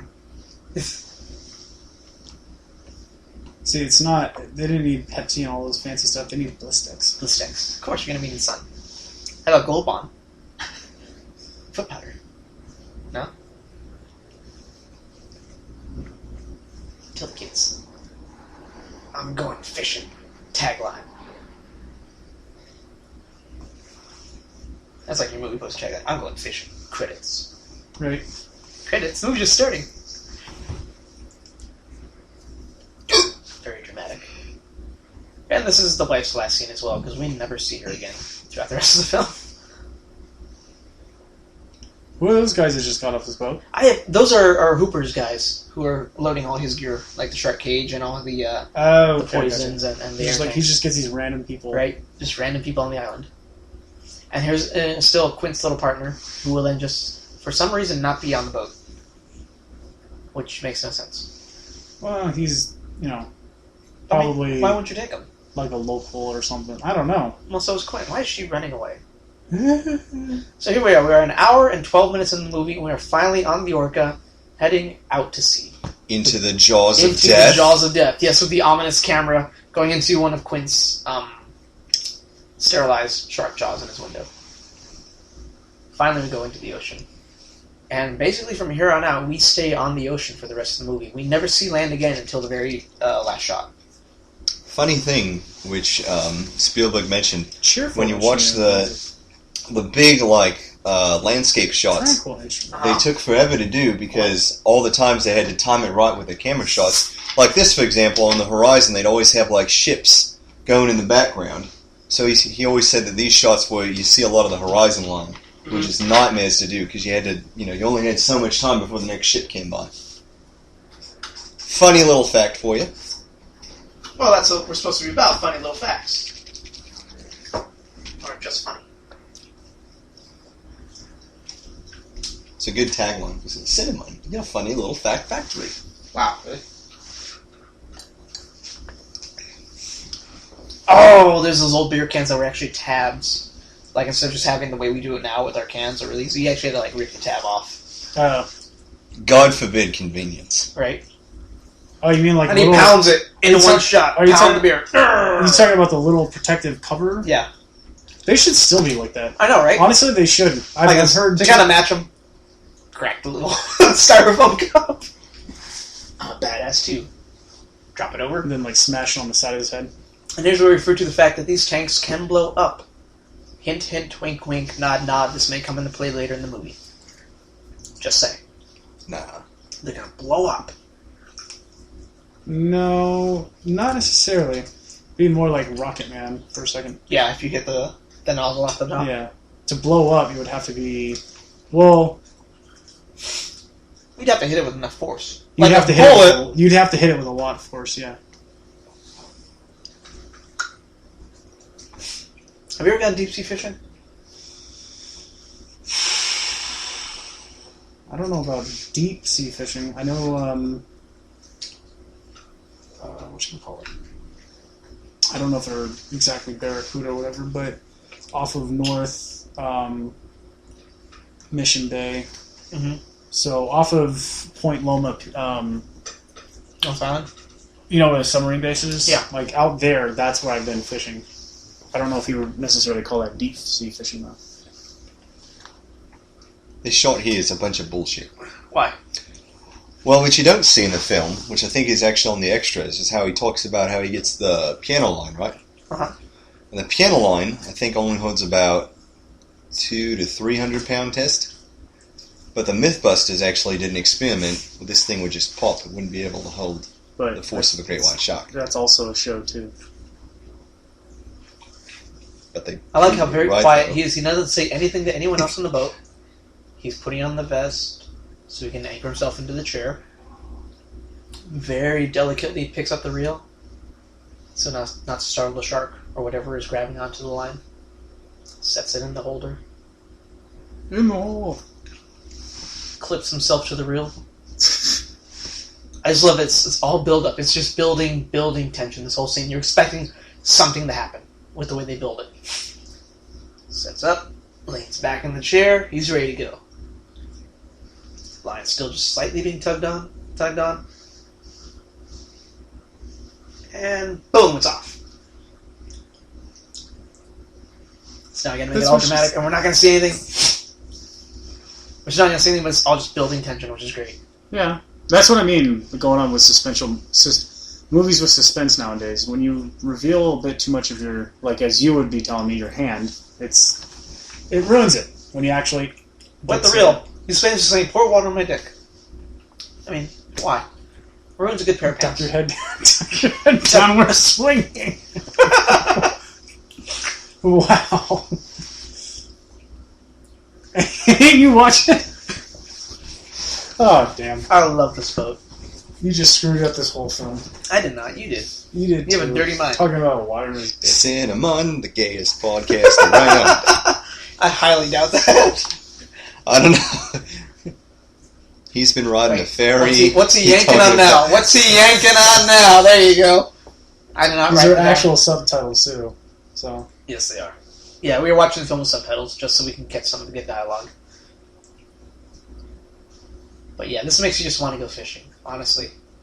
It's been a little bit since I've never gone deep sea fishing. It's something I've been wanting to try for a while. Just to see if I actually catch something. And it looks a lot of fun. HMS Landon, man.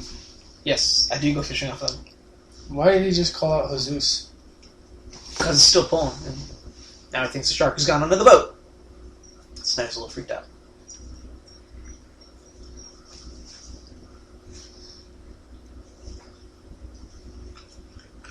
That's what she said. I don't think so.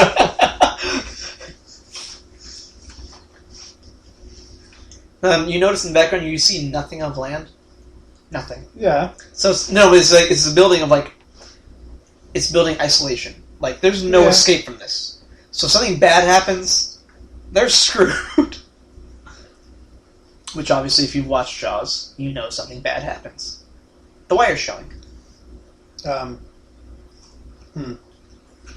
Even that shot too, the close up of his face with the water behind it, it kind of built that suspense as well too. But take this rod. Wow, really? Oh shit. And I think this is actually one of the first movies, if not the first movie, to film ocean shots and scenes on the ocean.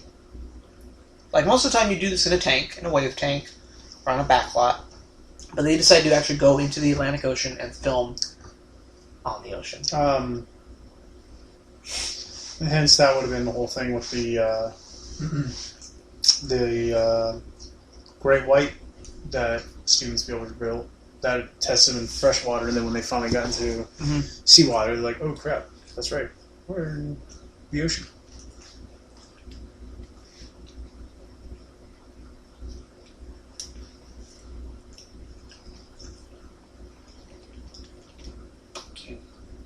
I don't know that I ever put those gloves in my mouth. They look so dirty. Neither would I.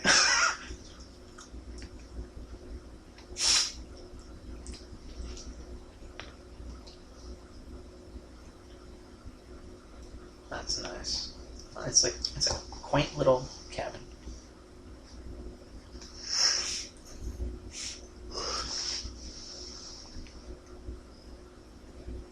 Smoking. Again, smoking. That's all we do in this movie, smoke. We smoke. Actually, has he smoked? Has he been smoking in an earlier scene? Yeah, he has. Now, if you remade this movie today, I guarantee you wouldn't see that. Smoking? Yeah. Well, I don't smoke. Not you specifically, but I think overall, even for the character, the way it was written, I don't think you'd see that. It was... Back then, smoking, they didn't really have the medical knowledge they do today about how much smoking affects people now. That's why it's like when it's portrayed in films and kids kind of watch these films and... I watched this as a kid. I didn't start smoking. I'm not... Well, that's the thing. Lawyer. That's why I'm not saying everyone's going to smoke because a film says, a film has people smoking. What I'm saying is that you've got this generation, as sad to say it, is kind of grown into an oversensitive bunch of pussies. Yeah. Yes, and it's become very subjective about what can be shown on screen and what message is being, conveyed. Right. First time we get to really see the shark. Boom, and it breaks. Oh, the shark breaks? Probably. That was great. That's the first time we really get to see the shark on film. Great little moment. And this was an improvised line, which has become a staple of pop culture. You're gonna need a bigger boat. Which I still use today. You use it you come upon a big old daunting task. Oh, we're gonna need a bigger boat. Yeah. Right. Type of deal. I love the music in this whole scene. This is where we really get to see the size of the shark to the size of the boat coming at them. The heroes get to meet the quote-unquote villain, which really is not the villain of the film, but it's the obstacle, I think, more so. There's not really a villain in this film. It's man versus nature. Not really a bad guy if it's doing what's natural for it. Well, he's a bad guy now until even bigger Jaws comes in. It's ominous because it's circling now they the haven't boat. come into me. I love the size of the shark. That's 20 footer. He's wrong. Tense instrumental music playing.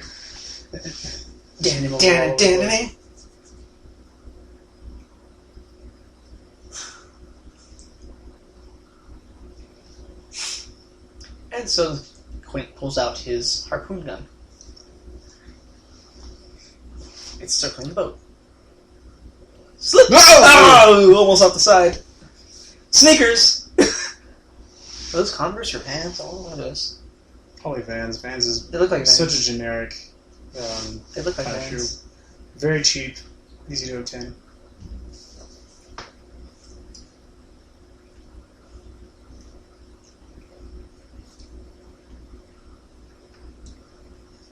The edge of the barrel.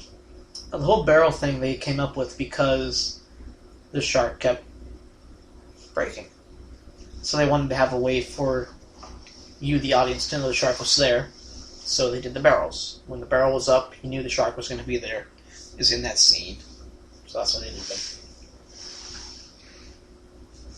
The reasoning in the film is that it keeps... The reasoning for the characterization and for the storyline is that the barrel keeps the shark closer to the surface. You can't go deep down. Right. So it can't be lost from sight. Until the shark decides to destroy that theory. It's also where they keep all the cigarettes. Probably. And all the hooch, you know. And keep, like, barrels of liquor. It's weird because that boat seems like it's rocking way too much for the... Just the way the water looks. Like they have some kind of mechanism that's actually rocking the boat. Well, yeah, part of it was that. Because they did have a boat on a gimbal that they could sink later in the film. And then for other parts, it was a real boat that could float and do everything it's supposed to do.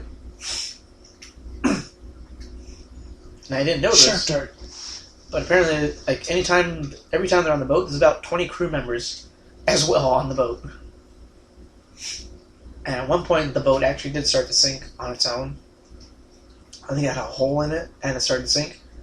And so they tried to get everyone off, and at one point, the film that they were shooting with got in the water, like the film cartridge got into the water. So they immediately took it out, they threw it, they got it back to land, and they flew it to New York to save the film, and they saved it. I'm not sure which piece of film it is, but it is in the movie. The film that got submerged in the water. Barrel running away.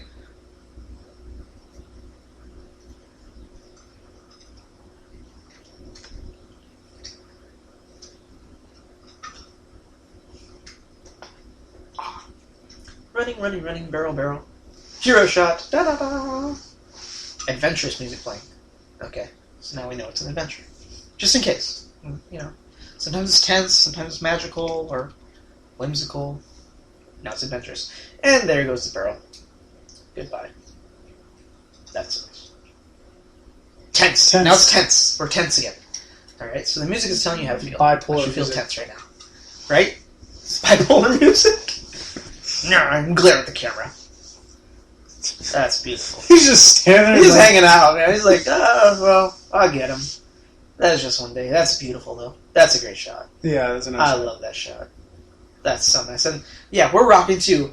I'm waiting for the camera to just tip over into the water. Probably did. And we all drown. Eventually. All drown. He's got like Why is he just glaring at me? He's Kind of grin. Like, He's like, you look tasty. who am I going to eat first? No kidding, right? He's still out there. Whistling in the sunset.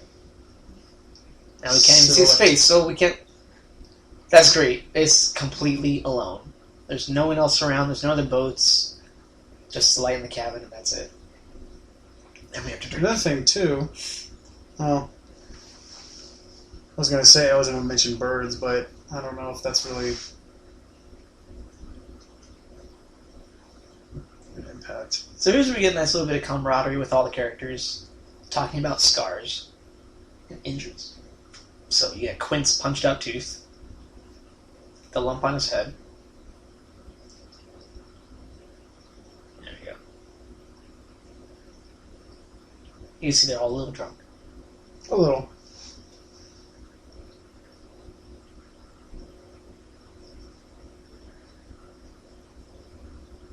It's a good beat. So not all of Hooper's injuries are from sharks. Or eel, sorry. Aquatic life, we'll go with that. That's the better term for it. Wrestling context. Now, originally they wanted Lee Marvin for the role of Quint, which I thought would be kind of neat. And they wanted also, I think, at one point, Charlton Heston was considered for the role of Brody, which I think would be a very different movie. if they had put Charlton Heston. So I'm glad they didn't. Otherwise that'd just be weird. But I won't believe it the way I did. Who bends their foot like that? And now we're getting real comfortable because we're just going to lay our legs all on top of each other. That's getting weird.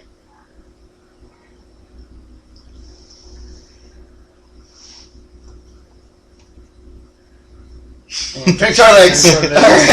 Hair legs. Hairless legs. Appendix scar. No. Is he taking off his pants? What is he doing? You would like to think that, wouldn't you? No, I'm actually asking a question. Why you gotta make it weird? Good. Now this whole scene was written by 3 different people about Quint's tattoo and his involvement with USS Indianapolis. Indianapolis was a real event.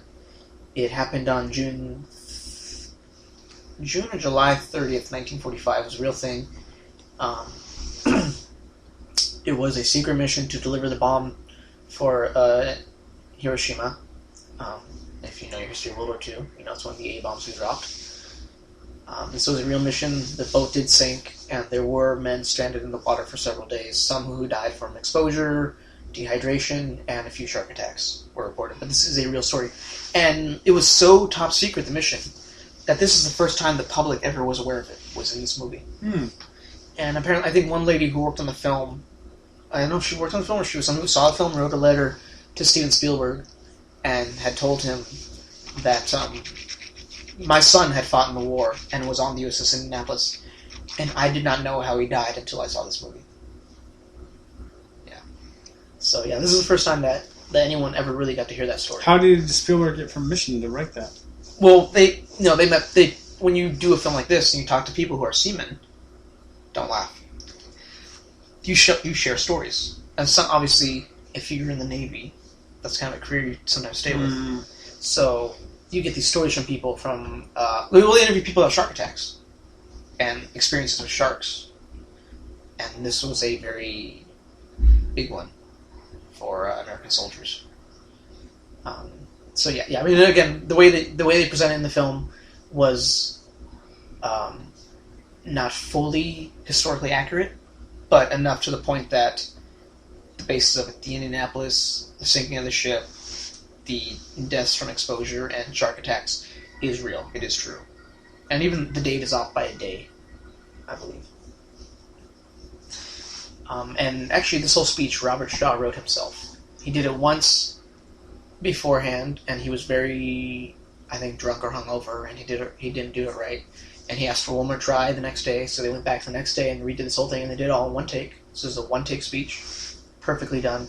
He wrote it, I believe, one of the screenwriters, Carl Gottlieb, wrote it, and another gentleman who went uncredited on the film also wrote it. 3 different people tried to write this, and they kind of took the best of it all and put it together and made this speech. It's very good, very famous, and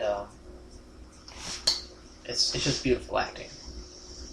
The presentation of it, his speech, the way he goes in and out, his voice, the emotion on his face, you can see it very kind of stern. You see it's like a little bit of sadness in his eyes just thinking about it again. And it's his whole reason for... It's his whole character motivation right there. It's all laid out for you. And why he does what he does. With hunting sharks, with being on the ocean, with not wearing a vest anymore. He's just simply waiting for his turn as well. So good.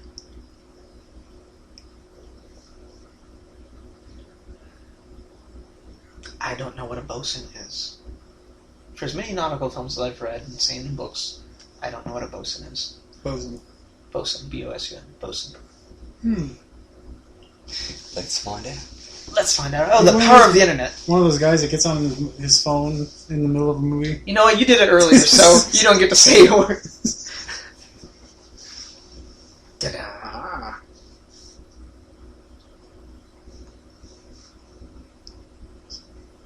He's still talking about. He's still talking about the incident. Yeah, the he's still incident, talking okay. about the Indianapolis, and when they finally got picked up out of the ocean.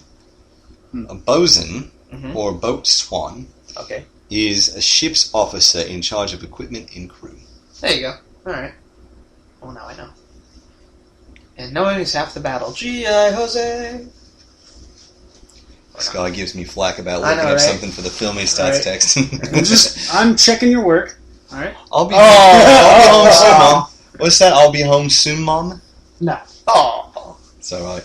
Guy's got everything to cover his ass. I hope Just so. like the ferry he rode. Oh.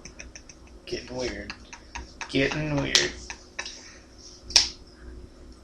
So we are an hour and 33 into the film. Got about a little less than half an hour left, and we're hearing whale songs, which is awesome. And now we're hearing another song, which you heard earlier in the film, again from Robert Shaw. Is Farewell and Adieu to You, Ladies of Spain. And then we'll get three drunk guys singing another song. Show Me the Way to Go Home. Which became very popular after this film, again. Which is nice, and I used to sing this in school. In school. In school. And I've They actually make you sing in school? No, or? I just did it by myself. And actually, I've done this at a bar once, and I think one person caught on. Which is too bad. Yeah. It'd be fun to get a whole bar to sing this song. It would. Just to see what happens. Oh, that's enough. That's all you can do. Royalties. Royalties. And the shark is back! Okay, the barrel is back with a little tractor that Hooper put on it. Why is it glowing under the water? Do you see the light? Do you see the light? It's probably the... No, I saw it, but it's probably the machinery that's actually probably carrying the... There's probably... The robot or whatever is not under there. It's probably a piece of machinery that's carrying the thing. That's probably what you see is all the lights. And this shark is a dick because he's putting holes in a boat. And now we all notice it. And it makes It's just that thing that snaps him out of that drunk You're right. state That'll and do puts it. him right back into the sober state. Oh my god! We're sinking. We're getting hit. How does he fall? I don't get that. Into the water, he freaks out. He's in the water, he's afraid of drowning. Remember he... Like what? Little John and... Now here's how much Quint wants to isolation. He sees Brody go for the radio, so he starts a fire. He started. Yeah, he started the fire. Like, he doesn't want them calling for help. He wants to do this all kind of by himself. Isolation. And now we lose power in the boat. Dumbass. Middle of the night, let's lose power in the boat. Brilliant. Now it's all dark. Well, that's kind of neat at the same time, because all you're getting is natural light. So they should just pull out that anti-shark cage now. Right? And let's just shoot. Shoot the boat. The water was glowing again, too. They should Yeah, it was. Yeah, there it is again glowing. Yeah. It's whatever it is that's dragging that The barrel. barrel, yeah. It's the tracker that Hooper put on earlier. Now, you that's see that weird. flashing on top. Yeah, You see it flashing on he's got top, the tracker. but there's But, like in no, the under the water, barrel, there's under like the a water, you see lightning a light. effect too. It's probably the same thing. What is he going for? Gun! Because once again, he's a chief. He's a cop. So of course he has a gun. Why is he hiding it? What? See the meteor? You see the meteor? What was that? That was a meteor. An actual meteor? That was real. That's an actual meteor going by in the background. Huh. That's the first time I've seen that. Like, I'd heard about it, but I'd never seen it before. Really? Yes. And you own this movie? Shut up! Critic. Happy little accidents.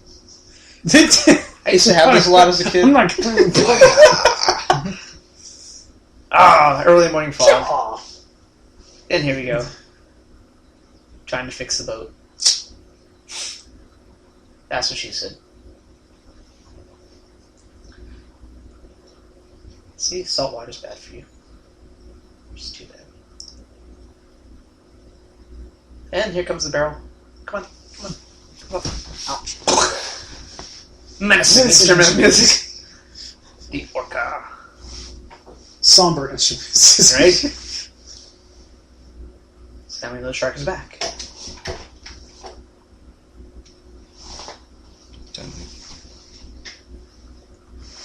I like how it's just sitting there. It's like waiting for them to do something. So he's gonna Poke it with a stick. Poke it with a stick. So we're gonna hook the barrel line. Hopefully, there we go. Wait, nope. Come on. Yeah. Somber instrumental music playing now. It's somber. Notice how he's up on And the he's edge of got the it. boat now. Right? He's finally got the line. Nice. Drop that rope illusion. Yeah. So we're gonna tie it up. We're gonna try to tie the shark to the boat so he doesn't run away. So we're both going to lean over the side of this boat. Right. Because that's safe. That's real safe, right? Oh, it comes out. Oh. That's probably the most real as it ever looks in the film. And yeah, that was cool. Splash zone. Menacing instrumental music. Oh, who's angry?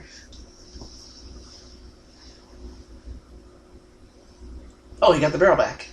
Yeah, how did that happen? I'm guessing it didn't run that far. Just like one shot, he was because he's throwing gonna it in. because he's gonna tie it to the back of the boat. He's calling. So now he's calling. Yeah, he's trying to get the Coast Guard. Chief Brody's trying to get the Coast Guard to come out there and help him out. And Quint's crazy. Break the radio. I like how he does it. It's all wild. Excuse me, Chief.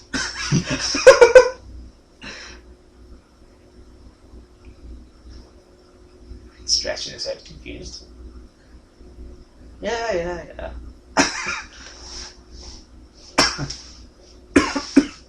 Excuse me. And the shark is back. For his noon feeding. Yes. So he's going to set up another barrel, try to get 2 barrels on him to Tense instrument to wear him out. And he's coming back. Da-na-da-na-da-na. Shark breaches the surface. One moving crane shot from the back to the front. That's awesome. And we're going to shoot it. We're going to shoot in the head.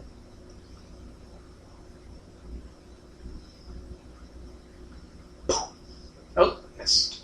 See, Got the him. shark was submerged in the shot before that Hit. and then when he hit it, This has become, I think, what's called the Spielberg shot, where you're focusing on someone, but you're really focused on what's reflected in the surface. Because you see that in almost every single, you see it in Jurassic Park, you see it in War of the Worlds, you see it in Lincoln, and it's even been kind of homaged. Like in the Avengers, you have that same shot as well.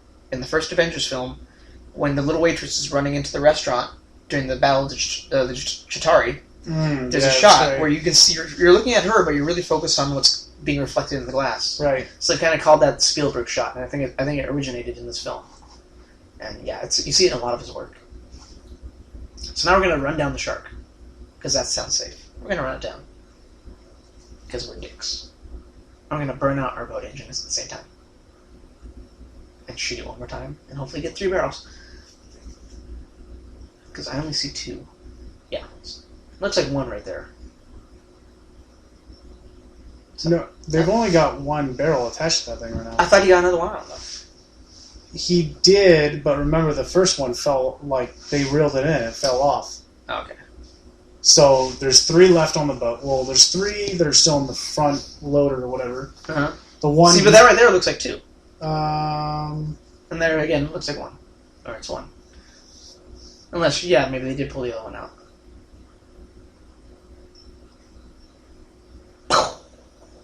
Nice shot. Okay, now I gotta at the camera. Gun! So the chief pulls out his little handgun to shoot the shark. Tense. Why? Tense instrumental music. He shot in the head and it's still going. And there goes the second barrel. There we go. Now that's 2. I think there's a Lego set for this. Probably. I'm pretty sure there is. It's like, it's got the shark and the boat with the 3 guys and the barrels and everything. And if you can find it, I'd love to have it. So if you see it, send me a link. So where did the barrels go? He pulled them down under. But, again, they're barrels. There's nothing in them, so they're going to pull back to the surface. Yeah. Now what? I like this. It's dancing. Come on.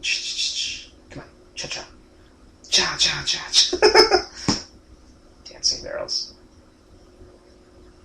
I was going to say, they would have flipped over sideways, so Right. that way you can tell they're definitely tied to something. Mm-hmm. Kind of one of those things that you're not paying attention to. You don't pay attention to it at first, but then when you start seeing movies You with... start watching them over again, you start noticing new stuff. And this is one of those movies that's fun to watch. Like, again, I've never noticed that meteor until today. Saw it before you did. Shut up. Shut up. It was like, what was it, a couple weeks back. I was rewatching some scenes from Armageddon. That's a fun one to Oh watch. my gosh. That's a fun movie to watch. It was just funny when the space station blew up in space. It was just... Yeah.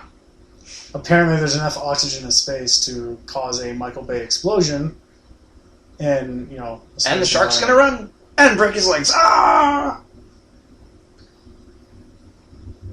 Getting real close there. And flip.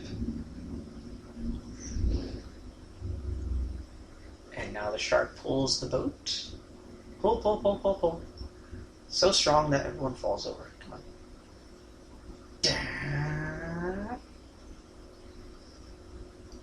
There we go. It's all fall. Bucket! Not yet. Am I gonna blow this up yet? So now I'm gonna drag the shark into shore. Which sounds fun.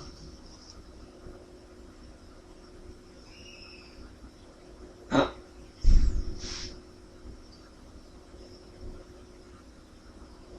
So our boat is dying. We have the shark tethered to the back of the boat.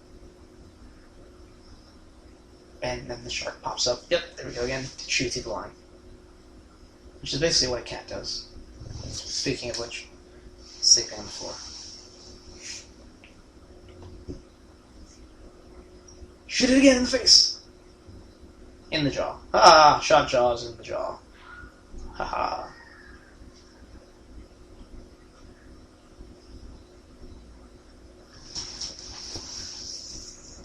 So now we're going to untie the cleats. We don't want him tethered to the boat anymore. That makes no sense. Whack in the face. And that's why he needs the extra glasses. Because he loses one pair. Oh, there you go. Well, no, just bring extra glasses on trips, so you always lose glasses, like everywhere you go. Yes, I love that the shark is so strong it's pulling the boat backwards. This just looks like fun to film. It probably wasn't. It's probably a nightmare, but it looks fun. And the water's pouring overboard and destroying the ship. Gonna burn out the engine.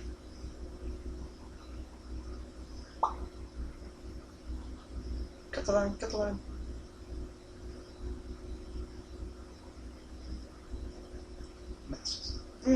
And the cleat breaks off. And there it goes. Bastard.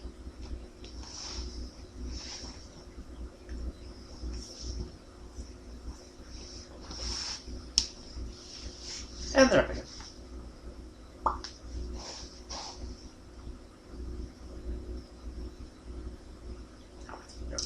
Three barrels? Yeah. Oh, yeah, the third one was the jaw. Yeah. So two in the back, one in the jaw.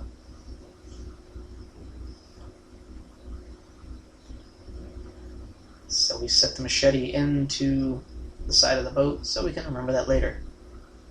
Because it will come back.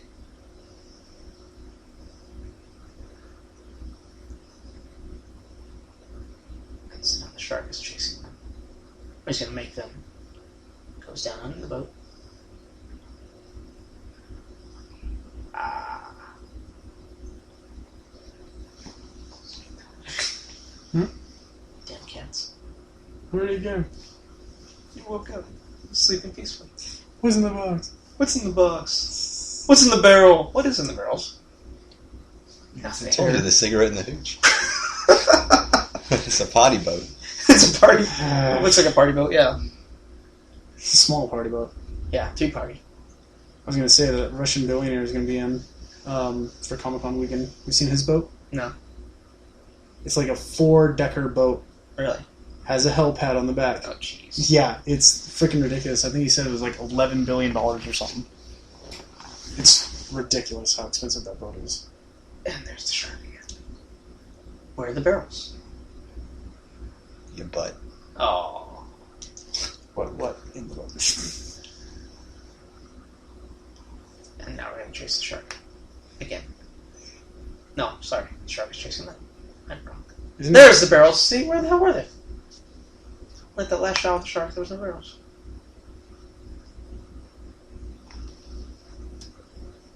It's kind of sadistic. You're going to drown the shark? He's going to drown the shark. He's going to bring him in the shallow water.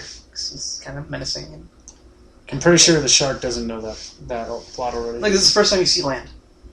No, you saw land at the beginning of the film, though. No, I mean, like, since we've gone out into the ocean. Oh. Really? Really?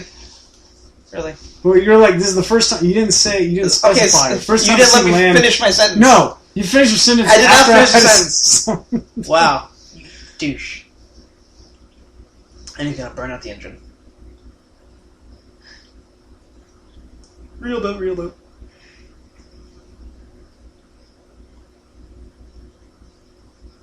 Exclaiming angrily. What was that? I don't know. No. Just like what he did with his hands for a second. He was like, I was gonna say, it must have been the easiest take for those guys. Just hold the ropes. They actually stand and look at the back of the boat in awe. Look, he's like a statue. He's not even doing he's not even anything. moving. But actually, apparently there was some real tension between Robert Shaw and Richard Dreyfuss. Like, they really didn't get along in the film. I've heard of that too. So it only added to their back and forth in the film, which I think is kind of funny. Kind of sad, but kind of funny. Gotcha. And now we've killed the engine on the boat. Ugh. It's like I'm at work. Yeah, this boat is sinking. Explosion! What the hell blew up? But we'll pull out the little fire extinguisher to put out the fire. Spray down the engine. And there go the barrels. Where did the land go? I know, right? The land was in front of the boat. Now it's not in Not front there of the boat. anymore. There's nothing. Tense instrumental music intensifies. But then you got all those naysayers. It's like, well, what do you probably turned the boat and took it away from the direction. Well, of the I mean, land. you got to think about like the boat's just sitting on the tide too. Would probably turn it anyways. If you're sitting on the tide, you're gonna get turned around. Yeah, but not that fast.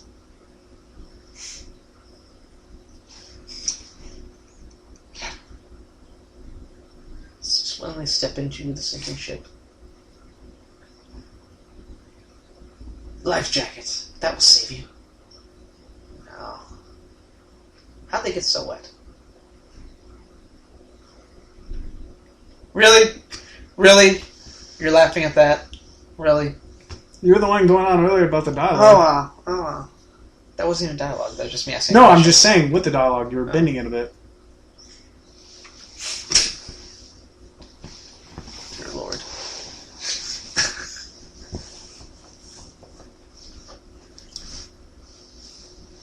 He looks pissed. he looks It was like one of those guys, like, hold your breath and just Just like stare off distance. with anger in your eyes. Okay. Strychnine.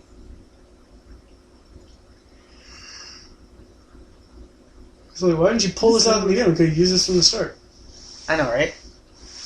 Like, what was that with the You gotta save it for something dramatic. Pacific Rim? It's like, oh, don't worry, we have sword. Yeah, giant sword. Why don't we use a Why didn't we start with that? So now we decide to build the shark cage. So apparently they filmed like part of stuff of the shark cage when it's underwater was filmed off the coast of Australia. So, we're gonna build the shark cage Mm-hmm. He's gonna go when into the boat's cage. already sinking. It was still the ultimate goal to kill the shark. So they filmed some of the shark cage stuff off the coast of Australia with a scaled down version of the shark, of the cage. So they could do the underwater stuff with the real shark. So they can have a real shark, and hopefully catch it with the actor, which they had a little person dressed up and everything, ready to go in the child cage. or a little person? A little person dressed up and ready to go to be in the cage. Now, what happened during one take, which is later used in the film, is a real shark came along and got tangled in the cage and had a panic attack and started to freak out and try to get itself out and got more tangled in the cage, so it started to tear up the cage. Now, the downside to what they were trying to achieve with the film was that the guy wasn't in the cage because there's supposed to be like an attack on the cage from the shark. Mm-hmm. So, because that happened with the footage they filmed in Australia, where a shark by itself with no one in the cage got stuck and tore up the cage, they had to rewrite the ending to where the Hooper character lived. Originally in the book, Hooper dies. In the original screenplay, he died. He's supposed to get pulled out of the cage by the shark and die. Hmm. But, fate intervened, and we got a different ending. Well, I don't know if they should have changed it just for that one scene. Well, I mean, there was good footage because they wanted. I mean, you can't get that. The footage that you'll see in the film, you can't get that with the mechanical shark. Mm. It was purely happenstance, and it was so good and so intense with how dramatic it was that they figured, why not use it? We'll change the ending of the film so we can use this good footage. So when you say like the shark got taken over the cage, did they? They would put like meat and stuff around to coax one by there it. you go. And so yeah, that's what happened. Yeah, I was gonna say, had to do something with the cage in order to get the shark to just Come there, yeah. Menacing instrumental music plays.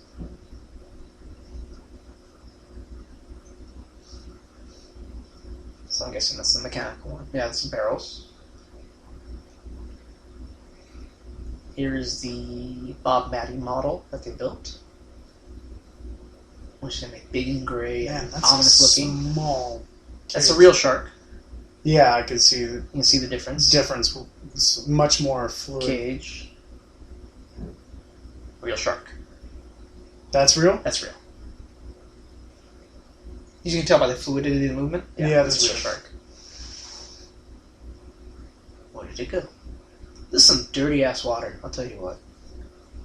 It's almost like I tell you what. You got the needle ready. We're gonna stick it outside the cage. Because that poke just it makes with a sense. stick. I'm gonna poke it with a stick. And it comes up from behind. Ah! Tense instrumental music playing. So that's real. Real.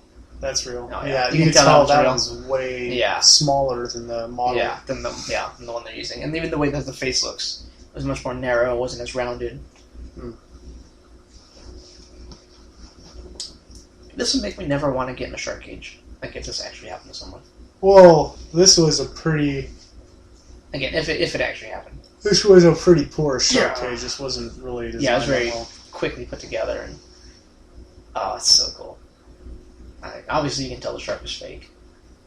As they say in Back to the Future. Shark still looks fake. Oh, yeah. But it's neat. It's great tension building, and you finally get to really see it up close, going for someone in a constricted environment, in its own environment too. You're underwater. You're in his world now, and you're humped. Trying to get out of the cage, stabbing it with his little knife. Yeah. Bat wings. Why don't you stab it in the eye? If you're gonna stab it, why not go where's for the like? scene you were talking about? He's coming right up. Because as soon as he gets out of the cage... So Hooper gets out of the cage, he escapes. And right here, this is real. Oh, This is yeah, real, okay. Real shark got stuck in the cage. And the footage was so good and, again, dramatic and intense, it fit right into the scene that they decided to use it. Now, why would you sit... You're hiding in the coral. Yeah, real. All real. It's great. It just adds to it. It just adds a new element of Fear. intensity and fear, yeah. Real shark. Still stuck. Breaks off the ballast. Yeah. Still the real. And my favorite scene in this film is coming up. Is when he jumps onto the back of the boat. It's just my favorite scene. Probably in this entire movie, it's my favorite scene.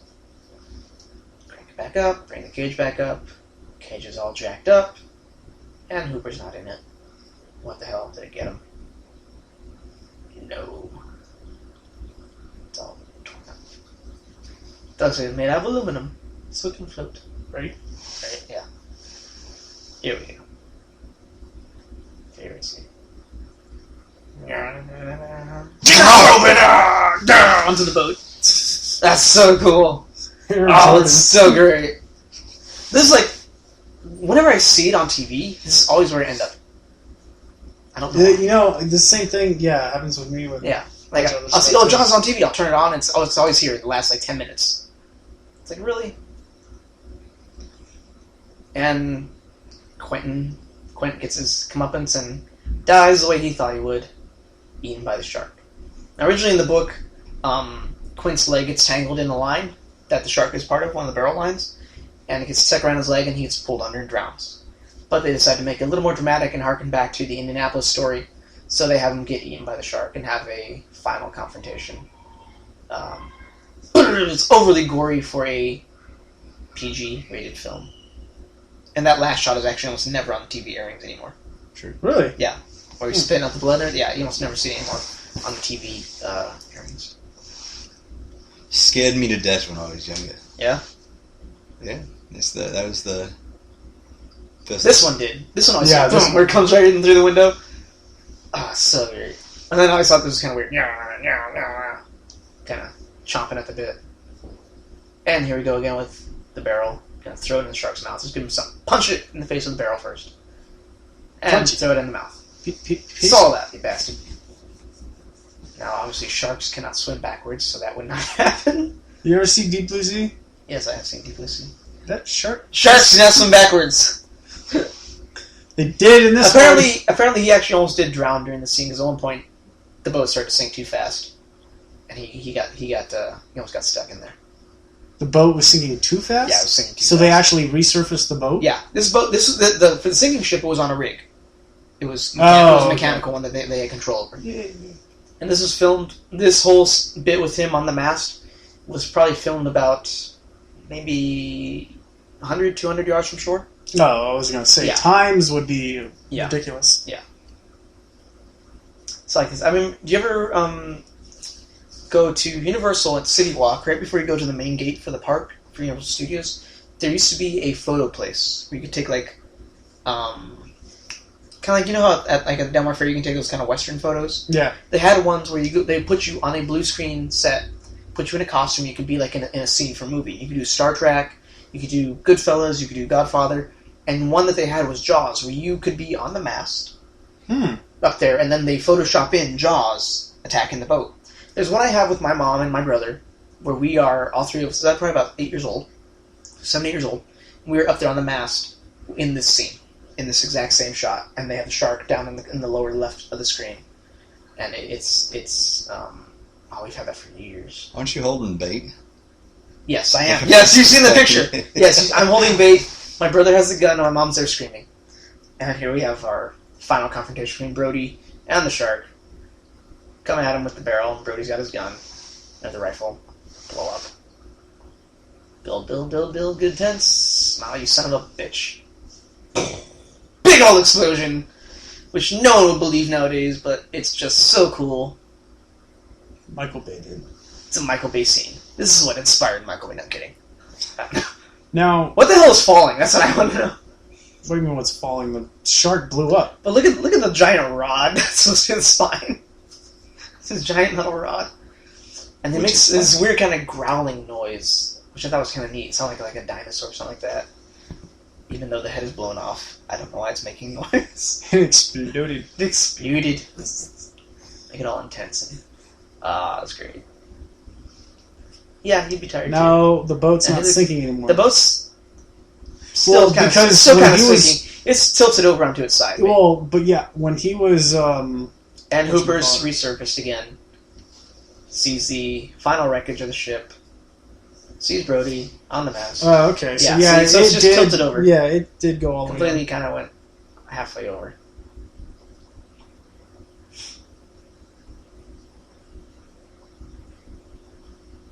Where's the shark? I want to know what the hell he saw from under the water. That's kind of something I want. Like, you know. See, like, that scene Uh-huh. is a perfect example why. Why are we laughing? In Dark Knight Rises, how come?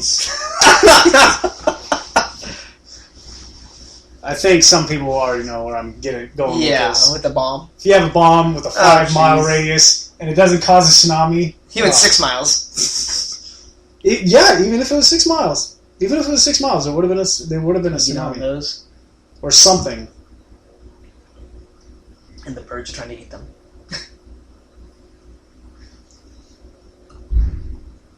And we kick our way back to shore. It's the last shot of our heroes of the film. 2 out of 3 survived. No, there's the land to the right, I think. I think that is a little bit of land right there. But I know in the next shot we will see like the lighthouse and everything. Gotcha. But I think you're right. I think there might be just a little bit of land way off there on the horizon. There we go. That's the real final shot of the film. Production on Joe Allen, special effects Bob Matty, who again built the shark.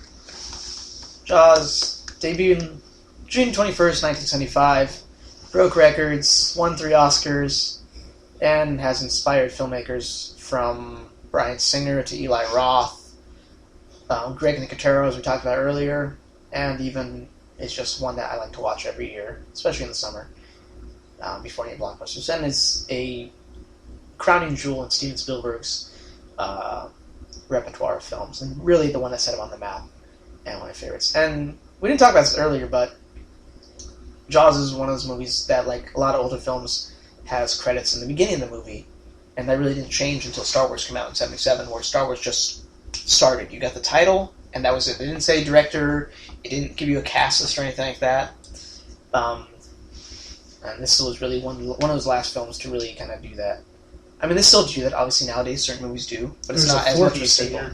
Yeah, Jeffrey Voorhees, Alex Kittner, as a little kid who couldn't go on the raft. He's Voorhees. Jason's gonna be pissed. Right? Because he didn't survive. I mean, Jason survived, I think. What kind of survived? Kind of. Kind of. He pops up at the end. So Jaws finishes at 2 hours, 3 minutes, and, says PG. and some change. Yes, this film was rated PG. Didn't you say PG-13? I said PG. No, I said PG. This came out in 1975. There is G, PG, and R. Oh, this and was X. the year that PG-13 did come out. No, though, PG-13 didn't come out for another 10 years. What? Then PG-13 did not come out until Indiana Jones' Temple of Doom. Oh yeah, and that's Gremlins. right. Well, I Movie remember that- another movie that pushed it was the Rocky Horror Picture Show. But that one came out in like 78, 79. So it still didn't really finalize. I thought it was 1 year before. No. That came out in the 80s. It was good 10 years before all of that. Well, this has been our first time doing a commentary track on a film. I hope you had some fun. I think we did too. I know I did. Yeah. Yeah, we had some dirty jokes, and hopefully you got to learn some... You spawned them all. You know what? Don't worry about it. Hope you got to learn some trivia that you may not have known about Jaws, and hopefully you take the time to watch Jaws again with this new knowledge. And if you watch it with us, that's awesome. Let us know in the comments if you like our videos. Please subscribe to our page. Please like our videos. And we hope to do this again. We're going to pick something else out. We're trying to do commentaries for films that are 30 years and older. I don't want to really focus on newer movies until we run out of some old ones. I know one of the next ones I want to do, and we'll probably put this to a vote, is Ghostbusters. I would love to do a track for Ghostbusters. Ghostbusters is... Oh, man. Ghostbusters... I was going to say self-explanatory, but... Labyrinth. Ben-Hur. And or Dark Crystal. Ben-Hur is fun. Dark You Crystal. gotta dedicate like over 3 hours to Ben-Hur. Oh, he's kidding. We could do King Kong. We had the original King Kong from 1933. There's one that deserves a commentary track. Probably not from us, but No. still deserves one. Alright. Well, for our CineMunn podcast, I am your host, Vince Munn, once again with Time Metropolis. Yep. And Benjamin Briggs has decided to rejoin us for the show. Good night, everybody. Good night, everyone. Thanks for joining us again. This has been a CineMunn commentary. We'll see you next time.